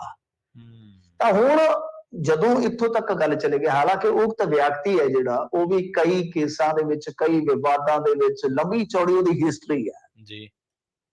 ਜਿਹੜਾ ਅਖੌਤੀ ਸੰਤ ਭੇਵੇ ਵਾਲਾ ਸੀਗਾ ਉਹਦੇ ਨਾਲ ਉਹ ਪੜਦਾ ਰਿਹਾ ਸੀਗਾ ਕਿਸੇ ਟਾਈਮ, ਫਿਰ ਉਹਦੇ ਖਿਲਾਫ ਵੀ ਉਹਨੇ ਮੁਹਿੰਮ ਛੇੜੀ ਸੀਗੀ। ਬਥੇਰਾ ਕੁਛ ਆ ਉਹਦਾ, ਬਹੁਤ ਕੁਛ ਆ। ਉਹ ਜਲੰਧਰ ਦੇ ਲਾਗੇ ਇੱਕ ਸ਼ਹਿਰ ਦਾ ਆ ਜੀ। ਤੇ ਮਤਲਬ ਕਿ ਉਹਦੇ ਵੀ ਚਿੱਠੇ ਜਿਹੜੇ ਆ ਉਹ ਸਾਰੇ ਖੁੱਲੇ ਪਏ ਨੇ। ਇਹ ਕਹਿੰਦੇ ਕਿ ਜੀ ਇਹ ਤੇ ਬੰਦਾ ਜਿਹੜਾ ਉਹ ਕਈ ਕ੍ਰਿਮੀਨਲ ਕੇਸਾਂ ਦੇ ਵਿੱਚ, ਮਤਲਬ ਕਿ ਇਹ ਚਿੱਠੇ ਖੋਲ ਰਹੇ ਨੇ, ਤਾਂ ਅਸੀਂ ਹੁਣ ਇਹਦੇ ਖਿਲਾਫ FIR ਦਰਜ ਕਰਵਾਵਾਂਗੇ। ਕਿਉਂਕਿ ਇਹ ਕੀ ਕਹਿ ਰਹੇ, ਇਹਨਾਂ ਦਾ ਪੱਖ ਕੀ ਆ? ਗੌਰੇ ਮਸਕੀਨ ਕਹਿੰਦੇ ਆ ਕਿ ਦੇਖੋ ਮੈਂ ਇੱਕ ਪੈਸਾ ਨਹੀਂ ਰਿਹਾ ਇਹਦੇ ਤੋਂ, ਕੋਈ ਚੈਟ ਦਿਖਾ ਦੇਵੇ, ਕੋਈ ਵੀਡੀਓ ਦਿਖਾ ਦੇਵੇ, ਕੋਈ ਲੈਣ ਦੇਣ ਦਾ ਸਬੂਤ ਦਿਖਾ ਦੇਵੇ, ਮੈਂ ਸੰਗਤ ਦੇ ਵਿੱਚ ਆਪਣਾ ਸਿਰ ਕਟਾ ਲੂੰਗਾ ਜੀ। ਤੇ ਨਾਲ ਉਹ ਕਹਿੰਦੇ ਨੇ ਕਿ ਇਹ ਬੰਦਾ ਪਹਿਲਾਂ ਹੀ ਜਿਹੜਾ ਕ੍ਰਿਮੀਨਲ ਕੇਸਾਂ ਦੇ ਵਿੱਚ ਜਾਂ ਤਾਂ ਨਾਮਜ਼ਦ ਹੈ ਜਾਂ ਇਹਨੂੰ ਸਜ਼ਾ ਹੋ ਚੁੱਕੀ ਹੈ, ਮਤਲਬ ਕਿ ਕਈ ਮਾਮਲੇ 'ਚ ਸਜ਼ਾ ਵੀ ਉਹ ਕਹਿੰਦੇ ਕਿ ਹੋਈ ਹੈ। ਤਾਂ ਇਹ ਬੰਦਾ ਗੁਰੂ ਘਰ ਦੀ ਸ਼ਾਨ ਨੂੰ ਕਿਤੇ ਨਾ ਕਿਤੇ ਢਾਹ ਲਾ ਰਿਹਾ, ਮਤਲਬ ਕਿ ਪਦਵੀ ਨੂੰ ਪ੍ਰਭਾਵਿਤ ਕਰ ਰਿਹਾ। ਉਹ ਕਹਿੰਦਾ ਕਿ ਵਿਅਕਤੀਗਤ ਤੌਰ ਤੇ ਮੈਨੂੰ ਕੋਈ ਫਰਕ ਨਹੀਂ ਹੈ, ਚਲੋ ਇਲਜ਼ਾਮ ਲੱਗਦੇ ਨੇ, ਪਰ ਪਦਵੀ ਦਾ ਜਿਹੜਾ ਇੱਕ ਕਾਨ ਕੀਤਾ ਜਾ ਰਿਹਾ ਉਹ ਬਹੁਤ ਮਾੜੀ ਗੱਲ ਹੈ। ਤਾਂ ਦੂਸਰੇ ਪਾਸੇ ਉਕਤ ਵਿਅਕਤੀ ਜਿਹੜੇ ਡਾਕਟਰ ਸਾਹਿਬ ਆ ਉਹ ਕਹਿੰਦੇ ਕਿ ਜੀ ਮੇਰੇ ਕੋਲ ਸਾਰੇ ਸਬੂਤ ਹਨ, ਪਰਮਾਤਮਾ ਦੀ ਅਪਾਰ ਕਿਰਪਾ ਹੈ ਜੀ, ਮੇਰੇ ਕੋਲ ਧਨ ਦੌਲਤ ਬਥੇਰਾ, ਮੇਰਾ ਹਸਪਤਾਲ ਚੱਲਦਾ, ਉਹਦੇ ਵਿੱਚੋਂ ਮੈਂ ਕਮਾਈ ਕੱਢਦਾ। ਹੁਣ ਬੜਾ ਵੱਡਾ ਸਵਾਲ ਇਹ ਹੈ ਨਾ ਕਿ 25 ਲੱਖ ਦੀ ਲੋਈ, ਜਿਹੜਾ 25 ਲੱਖ ਦੀ ਲੋਈ ਲਈ ਫਿਰਦਾ ਹੈ, 70 ਲੱਖ ਨਗਦ ਦੇਈ ਜਾਂਦਾ। 70 ਲੱਖ ਨਗਦ ਕਿਵੇਂ ਦਿੱਤਾ, ਇਹ ਵੀ ਇੱਕ ਬੜਾ ਵੱਡਾ ਸਵਾਲ ਹੈ ਕਿ ਇੰਨੀ ਨਗਦੀ ਤੁਸੀਂ ਕਿੱਥੋਂ ਲੈ ਕੇ ਆਏ ਜੀ। ਕਈ ਗੱਲਾਂ ਨੇ ਇਹ ਕਹਿੰਦੇ ਆ ਕਿ ਅਸਲ 'ਚ ਉਸ ਬੰਦੇ ਨੇ, ਉਕਤ ਵਿਅਕਤੀ ਨੇ ਜਿਹੜਾ ਚੜਾਵਾ ਚਾੜਿਆ ਸੀਗਾ, ਬਾਅਦ 'ਚ ਜਦੋਂ ਚੈੱਕ ਕੀਤਾ ਗਿਆ, ਕਿਉਂਕਿ ਨਾ ਤਾਂ ਰਸੀਦ ਸੀ ਨਾ ਕੋਈ ਸਰਟੀਫਿਕੇਟ ਸੀ, ਅਸੀਂ ਤਾਂ ਸਗੋਂ ਸਨਮਾਨ ਕਰ ਦਿੱਤਾ ਉਹਦਾ ਜੀ, ਪਰ ਬਾਅਦ 'ਚ ਪਤਾ ਲੱਗਿਆ ਕਿ ਉਹ ਇੱਕ ਧੋਖਾ ਸੀਗਾ, ਕਿਉਂਕਿ ਜੋ ਕਿਹਾ ਗਿਆ ਉਹਦੇ ਮੁਕਾਬਲੇ ਕਿਸੇ ਤੇ ਕੋਈ ਸੋਨੇ ਦੀ ਪਰਤ ਚੜੀ ਸੀ ਮਾੜੀ ਮੋਟੀ, ਤੇ ਜਾਂ ਕੁਝ ਕੁ ਗ੍ਰਾਮ ਸੋਨਾ ਲੱਗਾ ਸੀ, ਹੋਰ ਕੁਛ ਨਹੀਂ ਸੀ ਜਿੰਨਾ ਪ੍ਰਚਾਰਿਆ ਗਿਆ ਕਿ ਇੰਨੇ ਕਰੋੜ ਦਾ ਇਹ ਚੜਾਵਾ ਵਾ। ਤਾਂ ਉਹ ਚੀਜ਼ਾਂ ਜਿਹੜੀਆਂ ਸੀ ਉਹ ਗਲਤ ਗਈਆਂ ਨੇ। ਤਾਂ ਮਤਲਬ ਕਿ ਦੋਹਾਂ ਪਾਸਿਆਂ ਤੋਂ ਇੱਕ ਤਰ੍ਹਾਂ ਨਾਲ ਕਹ ਲਓ ਕਿ ਦੋਸ਼ ਨੇ। ਉਹ ਕਹਿੰਦਾ ਕਿ ਮੇਰੇ ਚੜਾਵੇ ਚੋਂ ਕੁਝ ਚੀਜ਼ਾਂ ਖੁਰਦ-ਬੁਰਦ ਕਰ ਦਿੱਤੀਆਂ ਗਈਆਂ, ਕੁਝ ਹਿੱਸਾ ਖੁਰਦ-ਬੁਰਦ ਕਰ ਦਿੱਤਾ ਗਿਆ। ਤਾਂ ਦੂਸਰੇ ਪਾਸੇ ਉਹ ਕਹਿੰਦੇ ਕਿ ਜੇ ਤੁਸੀਂ ਸਾਬਤ ਕਰ ਦਿਓ ਤਾਂ ਆਪਾਂ ਗਰਦਨ ਕਟਾ ਦਿਆਂਗੇ। ਹੁਣ ਇਸ ਮਾਮਲੇ 'ਚ ਕੀ ਆਪਾਂ ਕਹਿ ਸਕਦੇ, ਪਰ ਇਹ ਮਾਮਲਾ ਵਾਕਿਆ ਹੀ ਜਿੱਦਾਂ ਕਹ ਲਈਏ ਕਿ ਬਹੁਤ ਜ਼ਿਆਦਾ ਇੱਕ ਬਦਨਾਮੀ ਦਾ ਸਬਬ ਬਣਿਆ ਪਿਆ, ਕਿਉਂਕਿ ਨਿਤ ਦਿਹਾੜੇ ਇਹਦੇ ਤੇ ਖਬਰਾਂ ਲੱਗਦੀਆਂ, ਰਿਪੋਰਟਿੰਗ ਹੁੰਦੀ ਹੈ, ਔਰ ਮੇਰੇ ਖਿਆਲ ਦੇ ਨਾਲ ਪਟਨਾ ਸਾਹਿਬ ਦੇ ਵਿੱਚ ਤੇ ਸ਼ਿਕਾਇਤ ਵੀ ਦਰਜ ਹੋ ਚੁੱਕੀ ਆ ਹੁਣ। ਤਾਂ ਇਹ ਚੀਜ਼ ਆਪਣੇ ਆਪ ਦੇ ਵਿੱਚ ਕਹ ਲਓ ਕਿ ਬੜੀ ਚਰਚਾ 'ਚ ਹੈ। ਤਾਂ ਦੋਹੇ ਧਿਰਾਂ ਇੱਕ ਦੂਜੇ ਤੇ ਇਲਜ਼ਾਮ ਤਰਾਸ਼ੀ ਕਰ ਰਹੀਆਂ। ਜੀ ਜੀ, ਅਗਲੀ ਗੱਲ ਕਰੀਏ ਮਿੰਟੂ ਜੀ, ਪੰਜਾਬ ਪ੍ਰਦੂਸ਼ਣ ਕੰਟਰੋਲ ਬੋਰਡ ਦੀ। ਬੋਰਡ ਦੇ ਵੱਡੇ ਐਕਸ਼ਨ ਦੇ ਨਾਲ ਉਦਮੀਆਂ ਦੇ ਵਿੱਚ ਘਬਰਾਹਟ ਹੈ ਕੋਈ? ਦੇਖੋ, ਇਹਨਾਂ ਨੇ ਐਕਸ਼ਨ ਜਿਹੜਾ ਉਹ ਲਿਆ ਤੇ ਹੈ, ਤੇ ਲੈਣਾ ਵੀ ਬਣਦਾ ਆ। ਇਹਦਾ ਇੱਕ ਕਾਰਨ ਆ, ਕਿਉਂਕਿ ਵੇਖੋ ਵਜ਼ੀਰੇ ਦੇ ਲਾਗੇ ਇੱਕ ਚੱਲਦਾ ਪਿਆ ਪ੍ਰੋਟੈਸਟ, ਮੇਰੇ ਖਿਆਲ ਦੇ ਨਾਲ 30-40 ਪਿੰਡਾਂ ਦਾ, ਉੱਥੇ ਉਹਨਾਂ ਦਾ ਜੀਣਾ ਮੁਹਾਲ ਆ, ਕਿਉਂਕਿ ਧਰਤੀ ਦੇ ਥੱਲੇੋਂ ਨਿਰੀ ਸ਼ਰਾਬ ਹੀ ਨਿਕਲੀ ਆਉਂਦੀ ਆ, ਕਿਉਂਕਿ ਸ਼ਰਾਬ ਦੀ ਫੈਕਟਰੀ ਆ, ਤੇ ਲੋਕਾਂ ਦਾ ਦੋਸ਼ ਆ ਕਥਿਤ ਤੌਰ ਤੇ ਕਿ ਇਹ ਲੋਕ ਜਿਹੜੇ ਮਾਲਕ ਨੇ ਫੈਕਟਰੀ ਦੇ, ਜਿਹੜੇ ਕਿ ਧਨਾੜ ਸੇਠ ਲੋਕ ਨੇ, ਕਿ ਇਹ ਬੋਰ ਕਰਕੇ ਥੱਲੇ ਹੀ ਉਹ ਕੈਮੀਕਲਡ ਪਾਣੀ ਜਿਹੜਾ ਆ, ਵੇਸਟੇਜ ਪਾਣੀ ਹੈ ਜਿਹੜਾ, ਉਹ ਘੱਲੀ ਜਾਂਦੇ ਤੇ ਬੋਰਾਂ ਰਾਹੀਂ ਚੁੱਕਿਆ ਜਾਂਦਾ। ਉਹ ਉੱਥੇ ਵੀ ਪ੍ਰੋਟੈਸਟ ਚੱਲਦਾ ਹੈ। ਤਾਂ ਇਸੇ ਤਰ੍ਹਾਂ ਦੇਖੋ, ਇੱਕ ਸਮੱਸਿਆ ਜਿਹੜੀ ਸਾਡੇ ਹੈਗੀ ਆ। ਹੁਣ ਸਮੱਸਿਆ ਤੇ ਇਹ ਵੀ ਹੈ ਕਿ ਇੰਡਸਟਰੀ ਵੀ ਜ਼ਰੂਰੀ ਆ, ਪਰ ਸਟੇਟ ਛੋਟਾ, ਸੂਬਾ ਛੋਟਾ, ਵਸੋਂ ਬਹੁਤ ਜ਼ਿਆਦਾ ਹੈ ਜੀ। ਤੇ ਜਦੋਂ ਤੁਸੀਂ ਇਸ ਤਰ੍ਹਾਂ ਦੀ ਕੋਈ ਗੱਲ ਕਰੋਗੇ, ਇੰਡਸਟਰੀ ਨੂੰ ਵਧਾਓਗੇ, ਤਾਂ ਫਿਰ ਤੁਹਾਨੂੰ ਪਤਾ ਵਾਤਾਵਰਣ ਦੇ ਜਿਹੜੇ ਨਿਯਮ ਹੁੰਦੇ ਵਾਤਾਵਰਣ ਦੇ, ਉਹ ਕਈ ਵਾਰ ਇੱਥੇ ਨਹੀਂ ਪਾਲੇ ਜਾਂਦੇ, ਨਹੀਂ ਉਹਨਾਂ ਦੀ ਪਾਲਣਾ ਹੁੰਦੀ। ਅੱਗੇ ਵੀ ਅਸੀਂ ਭਵਾਨੀਗੜ੍ਹ ਦੇ ਨੇੜੇ ਏਰੀਏ ਦੇ ਵਿੱਚ ਇਸ ਤਰ੍ਹਾਂ ਦੇ ਬੋਰਾਂ ਦੇ ਵਿੱਚੋਂ ਲਾਹਣ ਟਾਈਪ ਨਿਕਲਦਾ ਪਾਣੀ ਦੇਖਿਆ ਸੀਗਾ। ਤਾਂ ਹੁਣ ਇਹ ਜਿਹੜਾ ਮਸਲਾ ਹੈ, ਇਹ ਇੱਕ ਤਰ੍ਹਾਂ ਨਾਲ ਕਹਿ ਲਓ ਕਿ ਥੋੜਾ ਆਸ ਦੀ ਕਿਰਨ ਜਗਾਉਂਦਾ ਹੈ, ਕਿਉਂਕਿ ਵੈਸੇ ਤੇ ਪੰਜਾਬ ਪ੍ਰਦੂਸ਼ਣ ਕੰਟਰੋਲ ਬੋਰਡ ਤੇ ਦੋਸ਼ ਲੱਗਦੇ ਆ ਕਿ ਇਹਨਾਂ ਦੇ ਵਿਚਲਾ ਵੀ ਪ੍ਰਦੂਸ਼ਣ ਸਾਫ਼ ਕਰਨ ਦੀ ਲੋੜ ਆ। ਕਚਰਾ ਇਹਨਾਂ 'ਚ ਵੀ ਬਹੁਤ ਹੈ, ਕਿਉਂਕਿ ਕੰਮ ਨਹੀਂ ਠੀਕ ਢੰਗ ਨਾਲ ਕਰਦੇ। ਪਰ ਇਹਨਾਂ ਨੇ ਗਿਆਸਪੁਰਾ ਦੇ ਵਿੱਚ ਮੈਸਰਜ਼ ਹੀਰੋ ਸਟੀਲਸ ਲਿਮਟਿਡ ਤੇ ਜਿਹੜਾ ਫੈਕਟਰੀ ਦਾ ਕੈਮੀਕਲ ਯੁਕਤ ਪਾਣੀ ਬਿਨਾਂ ਟ੍ਰੀਟ ਕੀਤਿਆਂ ਸੀਵਰੇਜ 'ਚ ਪਾਇਆ ਜਾ ਰਿਹਾ ਸੀਗਾ, ਉਸ ਮੁਤਲਕ ਕਾਰਵਾਈ ਕਰਦਿਆਂ ਮੇਰੇ ਖਿਆਲ ਦੇ ਨਾਲ 10 ਲੱਖ ਰੁਪਏ ਦਾ ਜੁਰਮਾਨਾ ਕੀਤਾ। 10 ਲੱਖ ਰੁਪਏ ਦਾ, ਇਹ ਬਹੁਤ ਵੱਡਾ ਜੁਰਮਾਨਾ ਹੈ। ਕਿਉਂਕਿ ਦੇਖੋ, ਪਿਛਲੇ ਦਿਨ ਹੀ ਇਹ ਮੁੱਦਾ ਬਣਿਆ ਸੀ, ਮੀਤ ਹੇਅਰ ਵੀ ਗਏ ਸਨ ਲੁਧਿਆਣੇ, ਬਹੁਤ ਜ਼ਿਆਦਾ ਇਸ ਗੱਲ ਤੇ ਅੱਜ ਕੱਲ ਤੁਹਾਨੂੰ ਪਤਾ ਚਿੰਤਾ ਪ੍ਰਗਟਾਈ ਜਾਂਦੀ ਆ। ਫਿਰ ਮੱਤੇਵਾੜਾ ਪ੍ਰੋਟੈਸਟ ਜਿਹੜਾ ਸੀ, ਉਹਨੇ ਇੱਕ ਨਵੀਂ ਦਿਸ਼ਾ ਦਿੱਤੀ ਹੈ ਇਸ ਤਰ੍ਹਾਂ ਦੇ ਵਾਤਾਵਰਣ ਪ੍ਰੇਮੀਆਂ ਦੇ ਸੰਘਰਸ਼ ਨੂੰ। ਤਾਂ ਹੁਣ ਮਤਲਬ ਕਿ ਦੂਸਰੇ ਉਦਮੀਆਂ 'ਚ ਜਿਹੜੇ ਕਿ ਇਸ ਤਰ੍ਹਾਂ ਦਾ ਕੰਮ ਕਰਦੇ ਆ ਕਿ ਵਾਟਰ ਨੂੰ ਟ੍ਰੀਟ ਕੀਤੇ ਤੋਂ ਬਿਨਾਂ ਉਹ ਜਾਂ ਤਾਂ ਥੱਲੇ ਦੇ ਸੁੱਟ ਰਹੇ ਆ, ਜਾਂ ਨਾਲੇ 'ਚ ਸੁੱਟ ਰਹੇ ਆ, ਜਾਂ ਸੀਵਰੇਜ 'ਚ ਸੁੱਟ ਰਹੇ ਆ, ਤੇ ਉਹਨਾਂ ਤੇ ਕਾਰਵਾਈ ਹੋ ਸਕਦੀ ਹੈ। ਸੀਵਰੇਜ ਦੇ ਵਿੱਚ ਵੀ ਤੁਸੀਂ ਇਸ ਤਰ੍ਹਾਂ ਪਾਣੀ ਨਹੀਂ ਸੁੱਟ ਸਕਦੇ। ਇਸ ਕਰਕੇ ਉੱਥੇ ਧੁੜਕੂ ਜ਼ਰੂਰ ਲੱਗਾ ਹੋਇਆ ਕਿ ਜੇ ਗੱਲ ਅਗਾਂਹ ਵੱਧ ਗਈ ਤੇ ਫਿਰ ਗੱਲ ਇਹ ਅਗਾਂਹ ਤੱਕ ਬਹੁਤ ਜਾਏਗੀ। ਹੁਣ ਮੇਰੇ ਖਿਆਲ ਦੇ ਨਾਲ ਜੇ ਝੰਡਾ ਚੁੱਕਿਆ ਹੈ ਇਹਨਾਂ ਨੇ, ਪੰਜਾਬ ਪ੍ਰਦੂਸ਼ਣ ਕੰਟਰੋਲ ਬੋਰਡ ਵਾਲਿਆਂ ਨੇ, ਤਾਂ ਇਹ ਚੁੱਕੇ ਰਹਿਣਾ ਚਾਹੀਦਾ। ਇਹਨਾਂ ਨੂੰ ਕਾਰਵਾਈ ਕਰਨੀ ਚਾਹੀਦੀ ਹੈ। ਇੰਡਸਟਰੀ ਵਾਲਿਆਂ ਨੂੰ ਠੀਕ ਹੈ, ਸਰਕਾਰ ਕੁਝ ਰੈਟਾਂ ਦੇ ਸਕਦੀ ਆ, ਕੁਝ ਪੈਕੇਜ ਦੇ ਸਕਦੀ ਆ ਕਿ ਤੁਸੀਂ ਭਾਈ ਆਪਦੇ ਸਾਰੇ ਜਿਹੜੇ ਇਸ ਤਰ੍ਹਾਂ ਦੇ ਟ੍ਰੀਟਮੈਂਟ ਵਾਲੇ ਪਲਾਂਟ ਹੁੰਦੇ ਆ ਉਹਨਾਂ ਨੂੰ ਚਾਲੂ ਹਾਲਤ 'ਚ ਕਰ ਲਓ, ਮੁੜ ਕੇ ਤੁਹਾਡੀ ਸ਼ਿਕਾਇਤ ਨਹੀਂ ਹੋਣੀ ਚਾਹੀਦੀ। ਕਿਉਂਕਿ ਜ਼ਿੰਦਗੀ ਨਾਲ ਜੁੜਿਆ ਮਸਲਾ ਹੈ, ਸਾਹਾਂ ਨਾਲ ਜੁੜਿਆ ਮਸਲਾ ਹੈ। ਜੀਵਨ ਬੁਨਿਆਦੀ ਹੱਕ ਹੈ, ਦੂਸਰੀ ਗੱਲ ਬਾਅਦ ਦੀ ਹੈ। ਪਰ ਪੰਜਾਬ ਦੇ ਪਾਣੀਆਂ ਨੂੰ, ਪੰਜਾਬ ਦੀ ਹਵਾ ਨੂੰ, ਫਿਜ਼ਾ ਨੂੰ ਜਿਸ ਤਰ੍ਹਾਂ ਗੰਦਲਾ ਕੀਤਾ ਗਿਆ, ਉਹ ਆਪਣੇ ਆਪ ਦੇ ਵਿੱਚ ਇਹ ਲਈਏ ਕਿ ਬੀਤੇ ਦੀ ਬਹੁਤ ਵੱਡੀ ਗਲਤੀ ਹੈ। ਤਾਂ ਜਿਹਦੇ ਵਿੱਚ ਸਾਰਿਆਂ ਦੀ ਥੋੜੀ ਬਹੁਤੀ ਸ਼ਮੂਲੀਅਤ ਹੈਗੀ ਆ, ਕਿਸੇ ਦੀ ਥੋੜੀ, ਕਿਸੇ ਦੀ ਬਹੁਤੀ। ਇਸ ਪਾਸੇ ਜੇ ਵਧੇ ਜਾ ਰਹੇ ਆ ਤਾਂ ਮੇਰੇ ਖਿਆਲ ਦੇ ਨਾਲ ਅੱਛੀ ਗੱਲ ਹੈ, ਕੋਈ ਡਰਨ ਵਾਲੀ ਗੱਲ ਨਹੀਂ ਹੈ। ਫੜੇ ਉਹੀ ਜਾਣਗੇ ਜਿਹੜੇ ਚੋਰ ਹੋਣਗੇ। ਜੀ ਮਿੰਟੂ ਜੀ, ਅਗਲੀ ਖਬਰ ਕਰੀਏ, ਗੱਲ ਕਰੀਏ ਪ੍ਰਧਾਨ ਮੰਤਰੀਆਂ ਦੀ, ਦੋ ਮੁਲਕਾਂ ਦੇ। ਇਹ ਉਹਨਾਂ ਦੋਨਾਂ ਮੁਲਕਾਂ ਦੇ ਪ੍ਰਧਾਨ ਮੰਤਰੀਆਂ ਦੀ ਮੁਲਾਕਾਤ ਹੋ ਸਕਦੀ ਜਿਹੜੀ ਬੜੀ ਚਿਰੋਕਣੀ ਉਡੀਕੀ ਜਾ ਰਹੀ ਹੈ। ਸੁਣਦੇ ਹਾਂ, ਭਾਰਤ ਪਾਕਿਸਤਾਨ ਦੇ ਪ੍ਰਧਾਨ ਮੰਤਰੀ ਮੁਲਾਕਾਤ ਕਰ ਸਕਦੇ ਆ ਜੀ। हाँ जी, देखो ये इम्कान है, हाले कुछ पक्का नहीं कह सकते। एससीओ ਦੀ ਕਿਉਂਕਿ ਮੀਟਿੰਗ ਹੈ, ਐਸਸੀਓ ਸੰਮੇਲਨ ਹੋਣ ਜਾ ਰਿਹਾ ਹੈ ਉਜ਼ਬੇਕਿਸਤਾਨ ਦੇ ਵਿੱਚ 15-16 ਸਤੰਬਰ ਨੂੰ, ਜੀ ਜੀ ਤਾਂ ਜਿਹਨੂੰ ਆਪਾਂ ਬਹੁਤ ਦੇਰ ਤੋਂ ਜਾਣਦੇ ਹਾਂ ਕਿ ਜਿਹੜਾ ਸ਼ੰਘਾਈ ਕਾਰਪੋਰੇਸ਼ਨ ਆਰਗੇਨਾਈਜੇਸ਼ਨ ਹੈ, ਸੰਗਠਨ ਹੈ ਜਿਹੜਾ, ਇਹਦੇ ਵਿੱਚ ਕਈ ਦੇਸ਼ ਨੇ, ਮਹੱਤਵਪੂਰਨ ਦੇਸ਼ ਨੇ। ਇਹਦੇ ਚ ਸਭ ਤੋਂ ਵੱਡੀ ਗੱਲ ਹੈ ਕਿ ਇੰਡੀਆ, ਰਸ਼ੀਆ ਤੇ ਚਾਈਨਾ ਤਿੰਨੇ ਨੇ। ਤੇ ਕਮਾਲ ਦੀ ਗੱਲ ਹੈ ਕਿ ਇੰਡੀਆ ਇੱਧਰ ਵੀ ਹੈ ਤੇ ਜਿਹੜਾ ਇੱਕ ਚਾਈਨਾ ਦਾ ਵਿਰੋਧੀ ਗਰੁੱਪ ਹੈ ਕੁਆਡ, ਉਹਦੇ ਵਿੱਚ ਵੀ ਹੈ ਜੀ। ਜੀਓਪੋਲਿਟਿਕਸ ਦੇ ਵਿੱਚ ਇੰਡੀਆ ਦਾ ਰੋਲ ਹਮੇਸ਼ਾ ਅਹਿਮ ਰਹਿੰਦਾ ਹੈ। ਤੇ ਜਿਹੜਾ ਯੂਐਸ ਨੇ ਬਣਾਇਆ ਜਾਪਾਨ ਦੇ ਸਹਿਯੋਗ ਨਾਲ, ਆਸਟ੍ਰੇਲੀਆ ਦੇ ਸਹਿਯੋਗ ਨਾਲ, ਉਹਦੇ ਵਿੱਚ ਵੀ ਆ। ਤਾਂ ਇੱਧਰ ਨਾਲ ਫਿਰ ਪਾਕਿਸਤਾਨ ਹੈ, ਕਜ਼ਾਕਿਸਤਾਨ ਹੈ, ਉਜ਼ਬੇਕਿਸਤਾਨ ਹੈ, ਤੇ ਮੇਰੇ ਖਿਆਲ ਦੇ ਨਾਲ ਕਿਰਗਿਸਤਾਨ ਹੈ। ਕੁੱਲ 8 ਦੇਸ਼ ਨੇ, ਜੇ ਮੈਂ ਭੁੱਲ ਗਿਆ ਹੋਵਾਂ ਤਾਂ ਖਿਮਾ ਦੀ ਗੱਲ। ਤਾਂ ਖੈਰ ਇਹ ਮਤਲਬ ਕਿ ਇਹਨਾਂ ਦਾ ਇੱਕ ਪਰਪਸ ਹੈ ਇਹਦੇ ਵਿੱਚ ਕਿ ਇਸ ਇਲਾਕੇ ਦੇ ਵਿੱਚ ਪੀਸ ਰਹੇ, ਸਿਕਿਉਰਿਟੀ ਰਹੇ, ਸਥਿਰਤਾ ਰਹੇ। ਇਹ ਸਾਰੇ ਮੋਟਿਵ ਨੇ, ਪਰ ਤੁਹਾਨੂੰ ਪਤਾ ਹੀ ਹੈ ਜਿਵੇਂ ਚੱਲਦੀ ਹੈ ਜੀਓਪੋਲਿਟਿਕਸ। ਤਾਂ ਹੁਣ ਉਸ ਮੀਟਿੰਗ ਦੇ ਦੌਰਾਨ ਕਿਹਾ ਜਾ ਰਿਹਾ ਕਿ ਦੇਖੋ ਵੈਸੇ ਤੇ ਰਸਮੀ ਤੌਰ ਤੇ ਮੁਲਾਕਾਤਾਂ ਇਹਨਾਂ ਦੀਆਂ ਬੰਦ ਨੇ, ਲੰਬੇ ਸਮੇਂ ਤੋਂ ਬੰਦ ਨੇ। ਜੇ ਆਪਾਂ ਦੇਖੀਏ ਤਾਂ ਖਾਸ ਤੌਰ ਤੇ ਪੁਲਵਾਮਾ ਤੋਂ ਬਾਅਦ ਤਾਂ ਟੋਟਲੀ ਕੱਟ ਆਫ ਹੋਇਆ ਪਿਆ ਨਾ ਇਹਨਾਂ ਦਾ।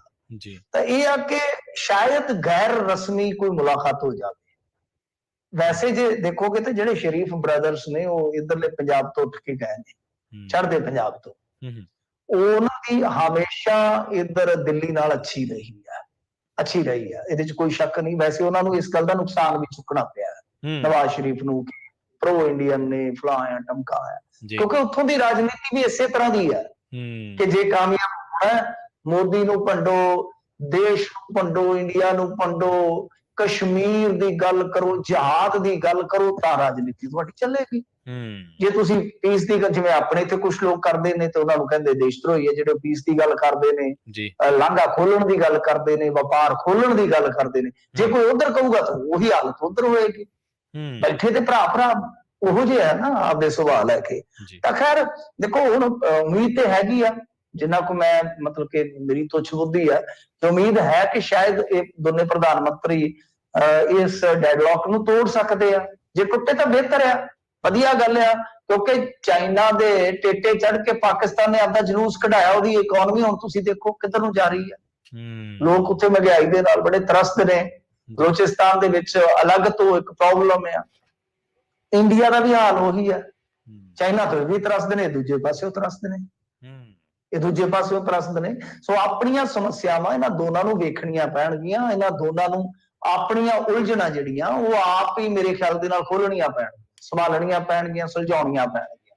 ਜਦ ਵੀ ਉਹ ਸਮਝਾ ਲੈਣਗੇ ਆਪਣੇ ਆਪ ਨੂੰ, ਫਿਰ ਇਹਨਾਂ ਸਮੱਸਿਆਵਾਂ ਨੂੰ ਸੁਲਝਾ ਲੈਣਗੇ ਤਾਂ ਉਹ ਫਾਇਦੇ 'ਚ ਰਹਿਣਗੇ। ਅਦਰਵਾਈਜ਼ ਇਹਨਾਂ ਨੂੰ ਲੜਾ ਕੇ, ਵੈਸੇ ਜੇ ਤੁਸੀਂ ਦੇਖੋਗੇ ਤਾਂ ਇਤਿਹਾਸ ਦੇ ਵਿੱਚ ਜਾ ਕੇ ਵੇਖੋਗੇ ਪਾਕਿਸਤਾਨ ਦਾ ਬਣਨਾ ਹੀ ਇੱਕ ਬਹੁਤ ਤਗੜੀ ਗੇਮ ਸੀ, ਬਹੁਤ ਤਗੜੀ ਗੇਮ ਸੀ ਪਛਮ ਦੀ। ਤਾਂ ਇਹ ਚੀਜ਼ਾਂ ਨੇ ਸ਼ਾਇਦ ਅੱਜ ਦੀ ਪੀੜ੍ਹੀ ਸਮਝੇ ਕਿ ਕਿਸੇ ਟਾਈਮ ਤੇ ਜਾ ਕੇ, ਕਿਸੇ ਮੁਹਾਨ ਤੇ ਜਾ ਕੇ ਕਿ ਨਹੀਂ ਸਾਨੂੰ ਇਕੱਠਿਆਂ ਰਹਿਣ 'ਚ ਹੀ ਫਾਇਦਾ ਹੈ, ਰਲ ਕੇ ਰਹਿਣ 'ਚ ਫਾਇਦਾ ਹੈ, ਜਾਂ ਪੀਸ ਨਾਲ ਰਹਿਣ 'ਚ ਫਾਇਦਾ। ਤਾਂ ਉਹ ਮੇਰੇ ਖਿਆਲ ਦੇ ਨਾਲ ਫਾਇਦਾ ਤਾਂ ਹੀ ਆ ਕਿ ਜੇ ਤੁਸੀਂ ਵੇਲੇ ਸਿਰ ਕਹਿੰਦੇ ਨਾ ਕਿ ਬੰਦਾ ਉਹੀ ਹੈ ਜਿਹੜਾ ਵਕਤ ਵਿਚਾਰ ਲੈਂਦਾ ਹੈ। ਤਾਂ ਵਕਤ ਵਿਚਾਰ ਕੇ ਜੇ ਆਪਣੀ ਗੱਲਬਾਤ ਸ਼ੁਰੂ ਕਰਨ, ਘੱਟੋ ਘੱਟ ਵਪਾਰ ਹੀ ਸਟਾਰਟ ਕਰ ਲੈਣ, ਮਰੀਜ਼ਾਂ ਨੂੰ ਵੀਜ਼ੇ ਦੇਣੇ ਸਟਾਰਟ ਕਰ ਦੇਣ, ਖਿਡਾਰੀਆਂ ਨੂੰ ਇੱਕ ਦੂਜੇ ਦੇਸ਼ਾਂ ਦੇ ਵਿੱਚ ਜਾ ਲੈਣ ਦੇਣ, ਗਾਇਕਾਂ ਨੂੰ ਜਾ ਲੈਣ ਦੇਣ। ਇਹਨਾਂ ਚੀਜ਼ਾਂ ਦੇ ਨਾਲ ਕੀ ਹੈ ਕਿ ਕੁਛ ਤੁਹਾਡੀ ਜਿਹੜੀ ਕੁੜੱਤਣ ਹੈ, ਤੁਹਾਡੀ ਕਸ਼ੀਦਗੀ ਹੈ ਜਿਹੜੀ, ਉਹ ਘੱਟ ਹੁੰਦੀ ਹੈ ਇਹਨਾਂ ਚੀਜ਼ਾਂ ਦੇ ਨਾਲ। ਬਾਕੀ ਦੇਖੋ ਕੀ ਬਣਦਾ। ਵੈਸੇ ਖਬਰਾਂ ਹੀ ਨੇ, ਹਾਲੇ ਕੋਈ ਪੁਸ਼ਟੀ ਨਹੀਂ ਹੋਈ ਅਧਿਕਾਰਤ। ਜੀ ਬਿਲਕੁਲ। ਤੇ ਆਖਰੀ ਖਬਰ ਵੱਲ ਵਧੀਆ ਮਿੰਟੂ ਜੀ ਗੱਲ ਕਰੀਏ ਇੱਕ ਫਲਾਈਟ ਦੀ, ਜਿਸ ਦੇ ਵਿੱਚ ਇੱਕ ਯਾਤਰੂ ਮੁਸਾਫਰ ਦੇ ਨਾਲ ਬੜਾ ਭੈੜਾ ਤਜਰਬਾ ਹੋਇਆ। ਹਾਂਜੀ, ਉਹ ਤੁਸੀਂ ਬਾਰਿਸ਼ ਦਾ ਗਾਣਾ ਜ਼ਰੂਰ ਸੁਣਿਆ ਹੋਣਾ ਕਿ ਟਿਪ ਟਿਪ ਬਰਸਾ ਪਾਣੀ। ਬਾਰਿਸ਼ ਦੇ ਵਿੱਚ ਉਹ ਗਾਣਾ, ਵੈਸੇ 2-3 ਗਾਣੇ ਨੇ ਜਿਹੜੇ ਇੰਡੀਆ ਵਾਲਿਆਂ ਨੇ ਪੱਕੇ ਲਾ ਰੱਖੇ ਨੇ। ਲਗੀ ਅੱਜ ਫਿਰ ਉਹ ਸਾਵਨ ਕੀ ਜੜੀ, ਉਹ ਕਈਆਂ ਨੂੰ ਇਹ ਲੱਗਦਾ ਕਿ ਸੈਡ ਹੈ। ਪਰ ਮਿੰਟੂ ਜੀ ਮੈਨੂੰ ਤਾਂ ਤੁਹਾਡੇ ਨਾਲ ਖਬਰਾਂ ਕਰਦੇ ਨੂੰ ਇੰਨਾ ਚਿਰ ਹੋ ਗਿਆ, ਮੈਨੂੰ ਲੱਗਦਾ 100-150 ਗਾਣਾ ਜਿਹੜਾ ਤੁਹਾਡੇ ਜ਼ੁਬਾਨੀ ਰਟਿਆ ਹੋਇਆ, ਔਰ ਐਨ ਮੌਕੇ ਤੇ ਤੁਸੀਂ ਯਾਦ ਕਰ ਲੈਣੇ। ਨਹੀਂ ਉਹ ਫਿਰ ਤੁਹਾਨੂੰ ਪਤਾ ਕੁਝ ਚੀਜ਼ਾਂ ਰਹਿ ਜਾਂਦੀਆਂ ਜਵਾਨੀ ਵੇਲੇ, ਜੋ ਚੀਜ਼ਾਂ ਵੇਖੀਆਂ ਸੁਣੀਆਂ ਹੁੰਦੀਆਂ ਨੇ। ਤਾਂ ਖੈਰ ਗੱਲ ਇਹ ਆ ਕਿ ਉਹ ਟਿਪ ਟਿਪ ਵਰਸਾ ਪਾਣੀ ਵਾਲਾ ਗੀਤ ਚੇਤੇ ਆ ਗਿਆ। ਤੇ ਉਹਦੇ ਵਿੱਚ ਹੋਇਆ ਕੀ ਆ ਕਿ ਜਿਹੜਾ ਯਾਤਰੂ ਬੈਠਣ ਸਾਰੀ ਉਹਨੇ ਮੁੰਬਈ ਤੋਂ ਜਬਲਪੁਰ ਜਾਣਾ ਸੀਗਾ, ਜਦੋਂ ਉਹ ਸਪਾਈਸ ਜੈਟ ਦੀ ਫਲਾਈਟ ਦੇ ਵਿੱਚ ਬੈਠਾ ਤੇ ਜਿਵੇਂ ਰੋਡਵੇਜ਼ ਦੀਆਂ ਕਿਸੇ ਟਾਈਮ ਲਾਰੀਆਂ ਚੋਂਦੀਆਂ ਜਾਂਦੀਆਂ ਤਾਂ ਉੱਥੋਂ ਮਤਲਬ ਕਿ ਉਹ ਜਹਾਜ਼ ਦੇ ਵਿੱਚੋਂ ਉੱਤੋਂ ਪਾਣੀ ਚੋਰਿਆ ਸੀ। ਉਹਨੇ ਸ਼ਿਕਾਇਤ ਕੀਤੀ, ਉਹਨੇ ਕਿ ਮਹਾਰਾਜ ਇਹ ਤੇ ਬੜਾ ਬੁਰਾ ਹਾਲ ਆ। ਉਹ ਕਹਿੰਦੇ ਕੋਈ ਗੱਲ ਨਹੀਂ, ਕਸੂਰ ਤੁਹਾਡਾ ਨਹੀਂ, ਕਸੂਰ ਸਾਡਾ ਹੀ ਹੈ, ਬਸ ਚੁੱਪ ਕਰਕੇ ਬੈਠੇ ਰਹੋ, ਵੱਧ ਤੋਂ ਵੱਧ ਇਹੋ ਕਰ ਸਕਦੇ ਆ ਕਿ ਤੁਸੀਂ ਆਪਣੀ ਸੀਟ ਚੇਂਜ ਕਰ ਲਓ। ਉਹਨੇ ਆ ਵੀਡੀਓ ਬਣਾ ਲਈ ਆ। ਹੁਣ ਉਹ ਯਾਤਰੀ ਕਹਿੰਦਾ ਕਿ ਸਾਰੇ ਰਾਹ ਮੈਂ ਬਾਰਿਸ਼ ਦਾ ਆਨੰਦ ਲੈਂਦਾ ਆਇਆ, ਭਿੱਜਦਾ ਆਇਆ। ਤਾਂ ਇਹ ਹੁਣ ਕਹਿੰਦੇ ਕਿ ਸ਼ਿਕਾਇਤ ਮੈਂ ਦੇਵਾਂਗਾ ਜਿਹੜੇ ਇਹ ਹੁੰਦੇ ਆ ਹਵਾਬਾਜ਼ੀ ਵਾਲੇ ਮੰਤਰੀ ਉਹਨਾਂ ਨੂੰ। ਵੈਸੇ ਅੱਜ ਇੱਕ ਹੋਰ ਵੀਡੀਓ ਵਾਇਰਲ ਹੋਈ ਆ, ਇੱਥੇ ਬਾਡੀ ਬਿਲਡਰ ਵੀ ਹੈ ਤੇ ਦਾਰੂ ਵੀ ਉਹ ਆਮ ਹੀ ਪੀਂਦਾ, ਰੀਲਾਂ ਦੇ ਵਿੱਚ ਸਿਗਰਟਾਂ ਸੂਟਾਂ ਫੂਕਦਾ ਚੰਗੀਆਂ, ਉਹਦਾ ਵੀ ਰੌਲਾ ਪਿਆ। ਉਹ ਫਲਾਈਟ ਦੇ ਵਿੱਚ ਹੀ ਸਿਗਰਟ ਲਾ ਕੇ ਬੈਠਾ, ਉਹ ਵੀ ਰੌਲਾ ਚੱਲ ਰਿਹਾ। ਇੱਥੇ ਵੀ ਕਿਤੇ ਨਾ ਕਿਤੇ ਮੁਸਾਫਰਾਂ ਦੀ ਸਿਕਿਉਰਿਟੀ ਦਾ ਮਸਲਾ ਹੈ ਕਿ ਭਾਈ ਇਸ ਤਰ੍ਹਾਂ ਜਾਨ ਜੋਖਮ ਚ ਤੁਸੀਂ ਪਾ ਰਹੇ ਹੋ। ਇਸ ਕਰਕੇ ਵੈਸੇ ਜੇ ਤੁਸੀਂ ਦੇਖੋਗੇ ਕੋਈ ਨਵਾਂ ਮਾਮਲਾ ਨਹੀਂ ਆ। ਮੈਂ ਤੇ ਕਈ ਦਿਨਾਂ ਦੇ ਅਖਬਾਰ ਚ ਕਈ ਮਾਮਲੇ ਪੜ੍ਹੇ ਨੇ ਇਸ ਤਰ੍ਹਾਂ ਦੇ। ਸਪਾਈਸ ਜੈਟ ਦੇ ਵਿੱਚ ਤੇ ਮੈਨੂੰ ਲੱਗਦਾ ਜਾਂ 2-3 ਮਹੀਨਿਆਂ ਚ ਤੁਸੀਂ ਦੇਖੋਗੇ ਤੇ ਤਕਰੀਬਨ 7-8 ਕੇਸ ਇਸ ਤਰ੍ਹਾਂ ਦੇ ਮਿਲ ਜਾਣਗੇ ਤੁਹਾਨੂੰ, ਜਿੱਥੇ ਕੁਛ ਨਾ ਕੁਛ ਇਹਨਾਂ ਨੇ ਗਲਤ ਕੀਤਾ ਯਾਤਰੂਆਂ ਦੇ ਨਾਲ। ਜਿਹੜੇ ਬੰਦੇ ਟਿਕਟ ਖਰੀਦਦੇ ਨੇ ਉਹਨਾਂ ਨੂੰ ਬਿਹਤਰ ਸਰਵਿਸ ਦੇਣਾ ਤੁਹਾਡਾ ਫਰਜ਼ ਹੈ। ਬਾਈ ਕਿਉਂ ਨਹੀਂ ਇੰਡੀਆ ਗਵਰਨਮੈਂਟ ਇਹ ਕਰਦੀ? ਸਾਰਾ ਕੁਛ ਵੱਡਾ ਸਵਾਲ ਹੈ। ਜੀ ਬਿਲਕੁਲ ਸਹੀ ਕਿਹਾ ਤੁਸੀਂ ਮਿੰਟੂ ਜੀ। ਇਸ ਤਰ੍ਹਾਂ 7-8 ਘਟਨਾਵਾਂ ਤਾਂ ਯਾਤਰੂਆਂ ਨਾਲ, ਜੇ ਦੂਜੀਆਂ ਤਕਨੀਕੀ ਖਾਮੀ ਨਹੀਂ ਕਰ ਲਈਏ ਤਾਂ ਸ਼ਾਇਦ ਦਰਜਨ ਦੇ ਨੇੜੇ ਹੋ ਜਾਣਗੀਆਂ। ਜੀ ਮਿੰਟੂ ਜੀ, ਬਹੁਤ ਬਹੁਤ ਧੰਨਵਾਦ ਤੁਹਾਡਾ ਇਹਨਾਂ ਖਾਸ ਜਾਣਕਾਰੀਆਂ ਤੇ ਖਬਰਾਂ ਤੇ ਟਿੱਪਣੀਆਂ ਦੇ ਲਈ। ਸ਼ੁਕਰੀਆ ਜੀ। ਸੋ ਇਹ ਸਨ ਆਪਣੇ ਨਾਲ ਮਿੰਟੂ ਗੁਰਸਰੀਆ ਜੀ। ਪ੍ਰੋਗਰਾਮ ਦੇ ਪਹਿਲੇ ਹਿੱਸੇ ਦੇ ਵਿੱਚ ਖਬਰ ਤੇ ਨਜ਼ਰ ਦੇ ਵਿੱਚ ਜੁੜੇ ਸਨ। ਪ੍ਰੋਗਰਾਮ ਦੇ ਵਿੱਚ ਵੇਲਾ ਹੋ ਚੱਲਿਆ ਇੱਕ ਛੋਟੀ ਜਿਹੀ ਬ੍ਰੇਕ ਲੈਣ ਦਾ। ਅਗਲੇ ਹਿੱਸੇ ਦੇ ਵਿੱਚ ਕੁਝ ਹੋਰ ਅਹਿਮ ਖਬਰਾਂ ਦੇ ਬਾਰੇ ਆਪਾਂ ਕਰਾਂਗੇ ਗੱਲਬਾਤ। ਜੁੜੇ ਰਹੋ ਪੰਜਾਬੀ ਰੇਡੀਓ USA ਦੇ ਨਾਲ। ਅਸੀਂ ਹੁਣੇ ਪਰਤ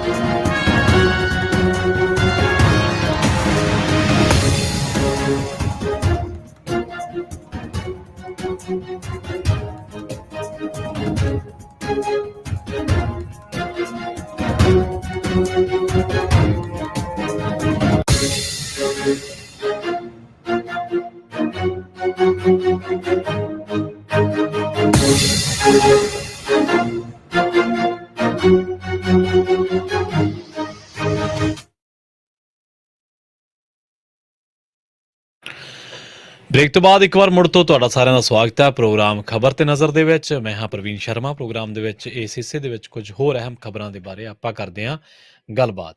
ਸ਼ੁਰੂਆਤ ਕਰਦੇ ਹਾਂ ਬਾਬਾ ਬਕਾਲਾ ਦੇ ਵਿਧਾਇਕ ਤੋਂ, ਜੀ ਤੇ ਦੋਸ਼ ਲੱਗ ਰਿਹਾ ਹੈ ਕਿ ਉਸ ਨੇ ਬਿਨਾਂ ਰਜਿਸਟ੍ਰੇਸ਼ਨ ਕਰਵਾਏ ਗੱਡੀ ਤੇ ਨੰਬਰ ਪਲੇਟ ਜਿਹੜੀ ਹੈ ਉਹ ਲਾ ਲਈ।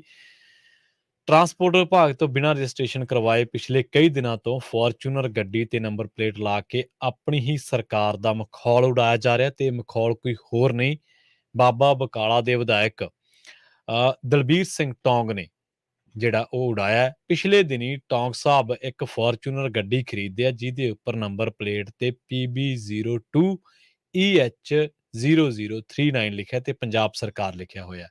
ਪੰਜਾਬ ਸਰਕਾਰ ਦੇ ਰੋਡ ਤੇ ਟਰਾਂਸਪੋਰਟ ਮੰਤਰਾਲੇ ਦੀ ਵੈਬਸਾਈਟ ਤੇ ਦੇਖਣ ਤੋਂ ਪਤਾ ਲੱਗਦਾ ਹੈ ਕਿ ਇਹ ਨੰਬਰ ਅੱਜ ਤੱਕ ਕਿਸੇ ਦੇ ਨਾਮ ਤੇ ਜਾਰੀ ਹੀ ਨਹੀਂ ਕੀਤਾ ਗਿਆ। ਤੇ ਉਧਰ ਇਸ ਸੰਬੰਧੀ ਜਦੋਂ ਸਵਾਲ ਪੁੱਛਿਆ ਗਿਆ ਤੇ ਆਰਟੀਓ ਅੰਮ੍ਰਿਤਸਰ ਅਰਸ਼ਦੀਪ ਸਿੰਘ ਲੁਬਾਣਾ ਕਹਿੰਦੇ ਕਿ ਹੁਣ ਤੱਕ PB02EH0039 ਨੰਬਰ ਕਿਸੇ ਨੂੰ ਅਲਾਟ ਹੀ ਨਹੀਂ ਹੋਇਆ ਤੇ ਨਾ ਹੀ ਕਿਸੇ ਨੇ ਇਸ ਨੰਬਰ ਦੀ ਮੰਗ ਕੀਤੀ ਹੈ।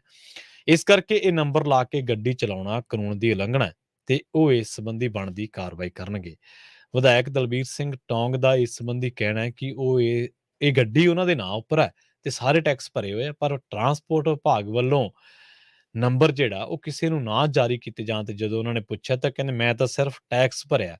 ਭਲਿਆ ਮਾਨਸਾ ਫਿਰ ਨੰਬਰ ਕਿਹਨੇ ਲਵਾਉਣਾ ਜੇ ਟੈਕਸ ਭਰਿਆ? ਗੱਡੀ ਲੈ ਕੇ ਇਕੱਲੀ ਟੈਕਸ ਭਰਨਾ ਥੋੜ੍ਹਾ ਜਿਹੜਾ ਉਹ ਕਾਰਵਾਈ ਪੂਰੀ ਹੋ ਗਈ। ਅਸਲ ਦੇ ਵਿੱਚ ਕੀ ਹੈ, ਪਿਛਲੇ ਦਿਨੀ ਇਹਨਾਂ ਦੇ ਇੱਕ ਮੰਤਰੀ ਸਾਹਿਬ ਜਦੋਂ ਸਨਰੂਫ ਖੋਲ ਕੇ ਗੱਡੀ ਦੇ ਵਿੱਚੋਂ ਬਾਹਰਲੀ ਹਵਾ ਆਕਸੀਜਨ ਦਾ ਨਜ਼ਾਰਾ ਲੈ ਰਹੇ ਸੀਗੇ ਤੇ ਉਦੋਂ ਵੀ ਉਹਨਾਂ ਦੀ ਵੀਡੀਓ ਵਾਇਰਲ ਹੋਈ ਸੀਗੀ। ਆਪਾਂ ਨੂੰ ਚੰਗੀ ਤਰ੍ਹਾਂ ਯਾਦ ਹੈ। ਕਾਨੂੰਨ ਸਿਖਾਉਣੇ, ਮੱਤਾਂ ਦੇਣੀਆਂ, ਖਾਮੀਆਂ ਕੱਢਣੀਆਂ ਦੁਨੀਆ ਦੇ ਸਭ ਤੋਂ ਸੌਖੇ ਕੰਮ ਹੈ। ਅਸੀਂ ਵੀ ਇਹੀ ਕੱਢਦੇ ਹਾਂ ਇੱਥੇ ਬਹਿ ਕੇ, ਪਰ ਇਹਦੇ ਲਈ ਥੋੜ੍ਹੀ ਜਿਹੀ ਜਾਣਕਾਰੀ ਦੀ ਜ਼ਰੂਰਤ ਤਾਂ ਹੁੰਦੀ ਹੈ। ਪਰ ਕਾਨੂੰਨ ਦੀ ਪਾਲਣਾ ਕਰਨੀ ਤੇ ਕਾਨੂੰਨ ਦੀ ਪਾਲਣਾ ਯਕੀਨੀ ਕਰਨੀ ਇਹ ਬਹੁਤ ਔਖਾ ਕੰਮ ਹੈ। ਫੋਰਚੂਨਰ ਗੱਡੀ ਖਰੀਦੀ ਹੈ, ਪਰ ਵਿਧਾਇਕ ਸਾਹਿਬ ਤੁਸੀਂ ਨਾ ਜਿਹੜਾ ਦੂਜੀਆਂ ਫਾਰਮੈਲਿਟੀਆਂ ਉਹ ਨਹੀਂ ਕੰਪਲੀਟ ਕੀਤੀਆਂ। ਬਹੁਤ ਜੀ ਕਰਦਾ ਲੋਕਾਂ ਦਾ ਫੋਰਚੂਨਰ ਗੱਡੀ ਹੋਵੇ 90 ਤੇ ਛੱਡੀ ਹੋਵੇ। 90 ਤਾਂ ਬਹੁਤ ਘੱਟ ਸਪੀਡ ਹੈ ਵੈਸੇ 50 ਇੱਥੋਂ ਦੇ ਹਿਸਾਬ ਨਾਲ ਤਾਂ, ਪਰ ਫਿਰ ਵੀ ਸੋ ਪੰਜਾਬ ਸਰਕਾਰ ਦੇ ਆਪਦੇ ਹੀ ਵਿਧਾਇਕ ਨੇ ਮਖੌਲ ਉਡਾਇਆ ਆਪਦੀ ਸਰਕਾਰ ਦਾ, ਕਿਸੇ ਹੋਰ ਦਾ ਨਹੀਂ। ਹੁਣ ਇਹਨਾਂ ਦਾ ਮੌਜੂ ਉੱਡ ਰਿਹਾ। ਸੋ ਇਹ ਹੈ, ਬੇਸ਼ੱਕ ਬਦਲਾਅ ਅਸੀਂ ਸੁਣ ਰਹੇ ਹਾਂ, ਪਰ ਬਦਲਾਅ ਨੂੰ ਜਿਹੜਾ ਅਮਲ ਦੇ ਵਿੱਚ ਲਿਆਉਣਾ ਥੋੜਾ ਔਖਾ ਕੰਮ ਹੈ। ਆਪਾਂ ਨੂੰ ਸਭ ਨੂੰ ਪਤਾ ਹੈ ਫੋਰਚੂਨਰ ਗੱਡੀ ਦੇ ਵਿੱਚ ਬਹਿ ਕੇ ਜਦੋਂ ਮੂਹਰੇ ਜਿਪਸੀ ਚੱਲਦੀ ਹੈ ਨਾ ਤੇ ਬੰਦਾ ਕਹਿੰਦਾ ਸਿਕੰਦਰ ਕੌਣ ਸੀ? ਮੈਂ ਤਾਂ ਸਿਕੰਦਰ ਨਾਲੋਂ ਉੱਤੇ ਹਾਂ। ਇਹ ਫੂਕ ਸਾਰਿਆਂ 'ਚ ਹੀ ਹੈ, ਸਾਡੇ 'ਚ ਵੀ ਹੈਗੀ ਹੈ ਮਾੜੀ ਮੋਟੀ, ਪਰ ਯਕੀਨੀ ਹੋਣਾ ਚਾਹੀਦਾ ਜੇਕਰ ਲੋਕ ਨੁਮਾਇੰਦਾ ਇਸ ਤਰ੍ਹਾਂ ਗੈਰ ਕਾਨੂੰਨੀ ਕੰਮ ਕਰੂਗਾ, ਜੇਕਰ ਲੋਕ ਨੁਮਾਇੰਦਾ ਆਪਦੇ ਹੀ ਟਰਾਂਸਪੋਰਟ ਵਿਭਾਗ ਤੋਂ ਜਾਂ ਆਪਦੇ ਹੀ ਜਿਹੜੀਆਂ ਫਾਰਮੈਲਿਟੀਜ਼ ਨੇ ਉਹ ਕੰਪਲੀਟ ਨਹੀਂ ਕਰੂਗਾ ਤੇ ਕੱਲ ਨੂੰ ਜੇ ਮੇਰੇ ਵਰਗੇ ਕਿਸੇ ਮਾਤੜ ਤੋਂ ਕਿਸੇ ਪੁਲਿਸ ਅਫਸਰ ਨੇ ਨਾਕੇ ਤੇ ਪੁੱਛ ਲਿਆ ਕਿ ਬਈ ਹਾਂ ਕੱਢ ਇਹਦੀ ਆਰਸੀ ਤੇ ਦਿਖਾ, ਤੇਰੇ ਨਾਂ ਤੇ ਗੱਡੀ ਹੈ ਜਾਂ ਕਿਸੇ ਹੋਰ ਨਾਂ ਤੇ ਅਗਲਾ ਆਖੂਗਾ ਬਈ ਪਹਿਲਾਂ ਆਪਦੇ ਵਿਧਾਇਕਾਂ ਤੋਂ ਤਾਂ ਪੁੱਛ ਲਓ, ਜਦੋਂ ਉਹ ਚਲਾ ਲੈਣਗੇ ਤੇ ਫਿਰ ਅਸੀਂ ਚਲਾ ਲਾਂਗੇ। ਸੋ ਇਹ ਆ, ਬੀਬਾ ਅਨਮੋਲ ਗਗਨ ਮਾਨ ਕੱਲ ਪਰਸੋਂ ਕਾਫੀ ਗੁੱਸੇ ਹੁੰਦੇ ਸੀ, ਕਹਿੰਦੇ ਏਡੀ ਛੇਤੀ ਥੋੜੋ ਐਂ ਹੋ ਜੂ ਫਲਾਂ ਹੋ ਜੂ। ਭਾਈ ਲੋਕ ਕੋਈ ਘਰੋਂ ਤਾਂ ਗੱਲ ਘੜ ਨਹੀਂ ਰਹੇ, ਤੁਸੀਂ ਵਾਅਦੇ ਕੀਤੇ ਆ ਤੇ ਹੁਣ ਸਵਾਲ ਤਾਂ ਲੋਕਾਂ ਨੇ ਫਿਰ ਕਰਨੇ ਹੀ ਆ ਤੇ ਥੋੜਾ ਜਿਹਾ ਮਾਦਾ ਰੱਖੋ ਸਵਾਲ ਸੁਣਨ ਦਾ। ਲੋਕ ਨੁਮਾਇੰਦਿਆਂ ਨੂੰ, ਮੰਤਰੀਆਂ ਵਿਧਾਇਕਾਂ ਨੂੰ, ਐਮਐਲਏ ਐਮਪੀਜ਼ ਨੂੰ ਸਵਾਲ ਹੁੰਦੇ ਹੀ ਰਹਿੰਦੇ ਆ। ਸਿਆਸਤ ਚ ਆਉਣਾ ਤੇ ਇਹ ਇੰਨੀਆਂ ਚੀਜ਼ਾਂ ਦਾ ਡਾਇਜੈਸਟ ਕਰਨੀਆਂ ਹੀ ਪੈਣਗੀਆਂ। ਪ੍ਰਧਾਨ ਮੰਤਰੀ ਦੀ ਆਲੋਚਨਾ ਕਾਹਤੋਂ ਕਰਦੇ ਆ ਆਪਾਂ? ਉਹਨਾਂ ਨੇ ਕਿਉਂਕਿ ਪ੍ਰੈਸ ਕਾਨਫਰੰਸ ਨਹੀਂ ਕੀਤੀ। 8 ਸਾਲ ਹੋ ਗਏ ਆ, ਹਜੇ ਤੱਕ ਕਿਸੇ ਪੱਤਰਕਾਰ ਦੇ ਸਵਾਲ ਦਾ ਜਵਾਬ ਨਹੀਂ ਦਿੱਤਾ।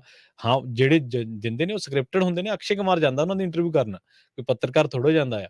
ਤੇ ਦੂਜੇ ਪਾਸੇ ਉਹ ਜਾ ਕੇ ਉਹ ਕਿਹੜਾ ਐਂ ਪੁੱਛਦਾ ਵੀ ਮੋਦੀ ਸਾਹਿਬ ਦੱਸੋ ਜੀ ਟੈਕਸ ਕਦੋਂ ਘਟਾ ਰਹੇ ਆ?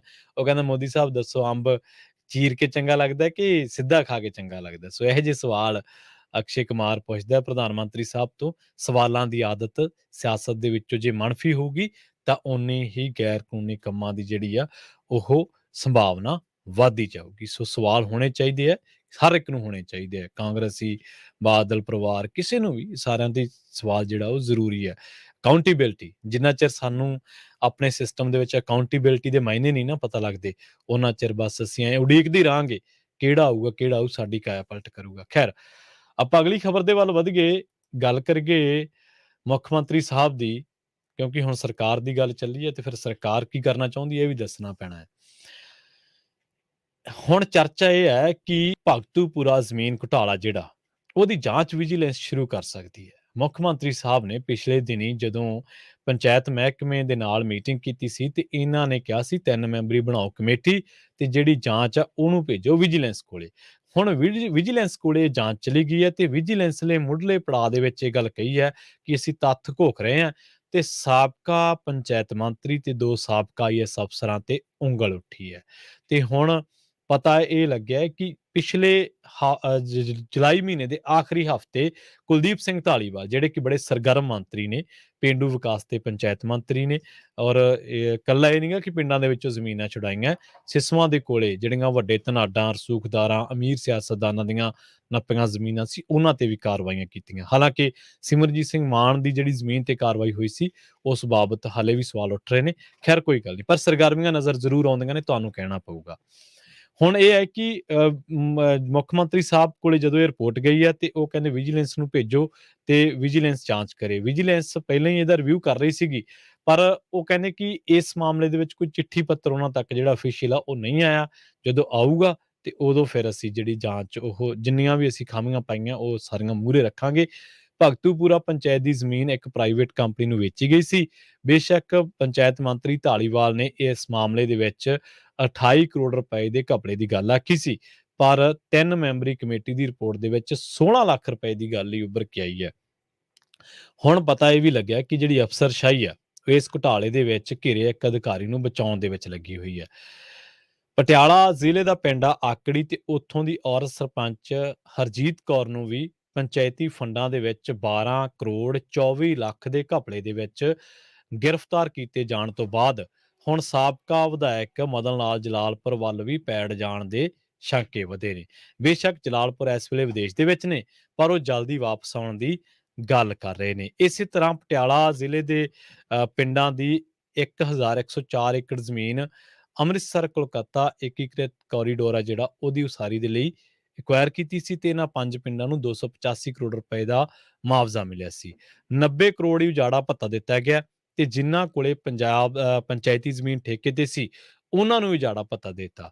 ਹੁਣ ਇਸ ਮਾਮਲੇ ਦੇ ਵਿੱਚ ਉਜਾੜਾ ਭੱਤਾ ਹਾਸਲ ਕਰਨ ਵਾਲੇ ਲਾਭਪਾਤਰੀਆਂ ਦੇ ਬੈਂਕ ਖਾਤਿਆਂ ਦੀ ਵੀ ਛਾਣਬੀਣ ਜਿਹੜੀ ਆ ਉਹ ਕੀਤੀ ਜਾਣੀ ਹੈ। ਸੋ ਇਸ ਤੋਂ ਇਲਾਵਾ ਅਨਾਜ ਮੰਡੀਆਂ ਦੇ ਵਿੱਚ ਲੇਬਰ ਤੇ ਟਰਾਂਸਪੋਰਟ ਦੇ ਜਿਹੜੇ ਕਾਂਗਰਸ ਹਕੂਮਤ ਦੇ 3 ਵਰ੍ਹਿਆਂ ਦੇ ਦੌਰਾਨ ਟੈਂਡਰ ਜਾਰੀ ਹੋਏ ਸੀ, ਉਹਨਾਂ ਟੈਂਡਰਾਂ ਦੀ ਜਾਂਚ ਦੀ ਮੰਗ ਸਬੰਧਤ ਠੇਕੇਦਾਰਾਂ ਵੱਲੋਂ ਕੀਤੀ ਗਈ ਹੈ। ਇਸ ਤੋਂ ਬਾਅਦ ਸਾਬਕਾ ਮੰਤਰੀ ਭਾਰਤ ਭੂਸ਼ਣ ਆਸ਼ੂ ਨੇ ਹਾਈਕੋਰਟ ਤੱਕ ਪਹੁੰਚ ਕੀਤੀ ਸੀ। ਵਿਜੀਲੈਂਸ ਤੇ ਐਸਐਸਪੀ ਲੁਧਿਆਣਾ ਵੱਲੋਂ ਇਸ ਦੀ ਜਾਂਚ ਕੀਤੀ ਜਾ ਰਹੀ ਹੈ ਤੇ ਪਤਾ ਲੱਗਿਆ ਕਿ ਇਹ ਵੀ ਜਾਂਚ ਜਿਹੜੀ ਆ ਆਖਰੀ ਪੜਾਅ ਤੇ ਹੈ। ਹੁਣ ਤੁਸੀਂ ਦੇਖੋ ਮਦਨ ਲਾਲ ਜਲਾਲਪੁਰ, ਉਸ ਤੋਂ ਬਾਅਦ 12 ਕਰੋੜ 24 ਲੱਖ ਦਾ ਇੱਕ ਘਪਲਾ, 285 ਕਰੋੜ ਦਾ ਇੱਕ ਘਪਲਾ, ਉਸ ਤੋਂ ਬਾਅਦ ਆ ਜਿਹੜਾ ਭਾਰਤ ਭੂਸ਼ਣ ਆਸ਼ੂ ਵਾਲੀ ਜਾਂਚ, ਕਾਂਗਰਸੀ ਸਾਬਕਾ ਮੰਤਰੀ ਕਾਂਗਰਸੀ ਜਿਹੜੇ ਸਾਧੂ ਸਿੰਘ ਧਰਮਸੋਤ ਉਹਨਾਂ ਤੇ ਵੀ ਨਵਾਂ ਮੁਕੱਦਮਾ ਦਰਜ ਹੋਣਾ, ਵਸੀਲਿਆਂ ਤੋਂ ਵੱਧ ਆਮਦਨੀ ਦੇ ਨਵੇਂ ਕੇਸ ਦੀ ਜਾਂਚ ਵੀ ਜਿਹੜੀ ਆ ਆਖਰੀ ਪੜਾਅ ਤੇ ਹੈ। ਸੋ ਜੇਕਰ ਗੱਲ ਨੂੰ ਵਾਈਂਡ ਅਪ ਕਰੀਏ ਤਾਂ ਇਸ ਵੇਲੇ 3 ਜਿਹੜੇ ਵਿਧਾਇਕ ਆ ਸਾਬਕਾ, ਜਿਨ੍ਹਾਂ ਦੇ ਵਿੱਚੋਂ 2 ਮੰਤਰੀ ਆ, ਉਹ ਸਰਕਾਰ ਦੇ ਰਡਾਰ ਤੇ ਆ। ਪੰਜਾਬ ਨੂੰ ਇਹਨਾਂ ਘੁਟਾਲਿਆਂ ਨੇ ਖਾਧਾ। ਇਹ ਘੁਟਾਲੇ ਜਿਹੜੇ ਕੀਤੇ ਗਏ ਆ, ਇਹਨਾਂ ਨੇ ਆਮ ਲੋਕਾਂ ਦਾ ਜਿਹੜਾ ਪੈਸਾ ਟੈਕਸ ਰਾਹੀਂ ਇਕੱਠਾ ਹੁੰਦਾ ਉਹ ਖਜ਼ਾਨੇ ਦੇ ਵਿੱਚੋਂ ਕਢਵਾਇਆ ਤੇ ਪੰਜਾਬ ਦੇ ਖਜ਼ਾਨੇ ਨੂੰ, ਪੰਜਾਬ ਦੇ ਲੋਕਾਂ ਨੂੰ ਚੂਨਾ ਲਾਇਆ।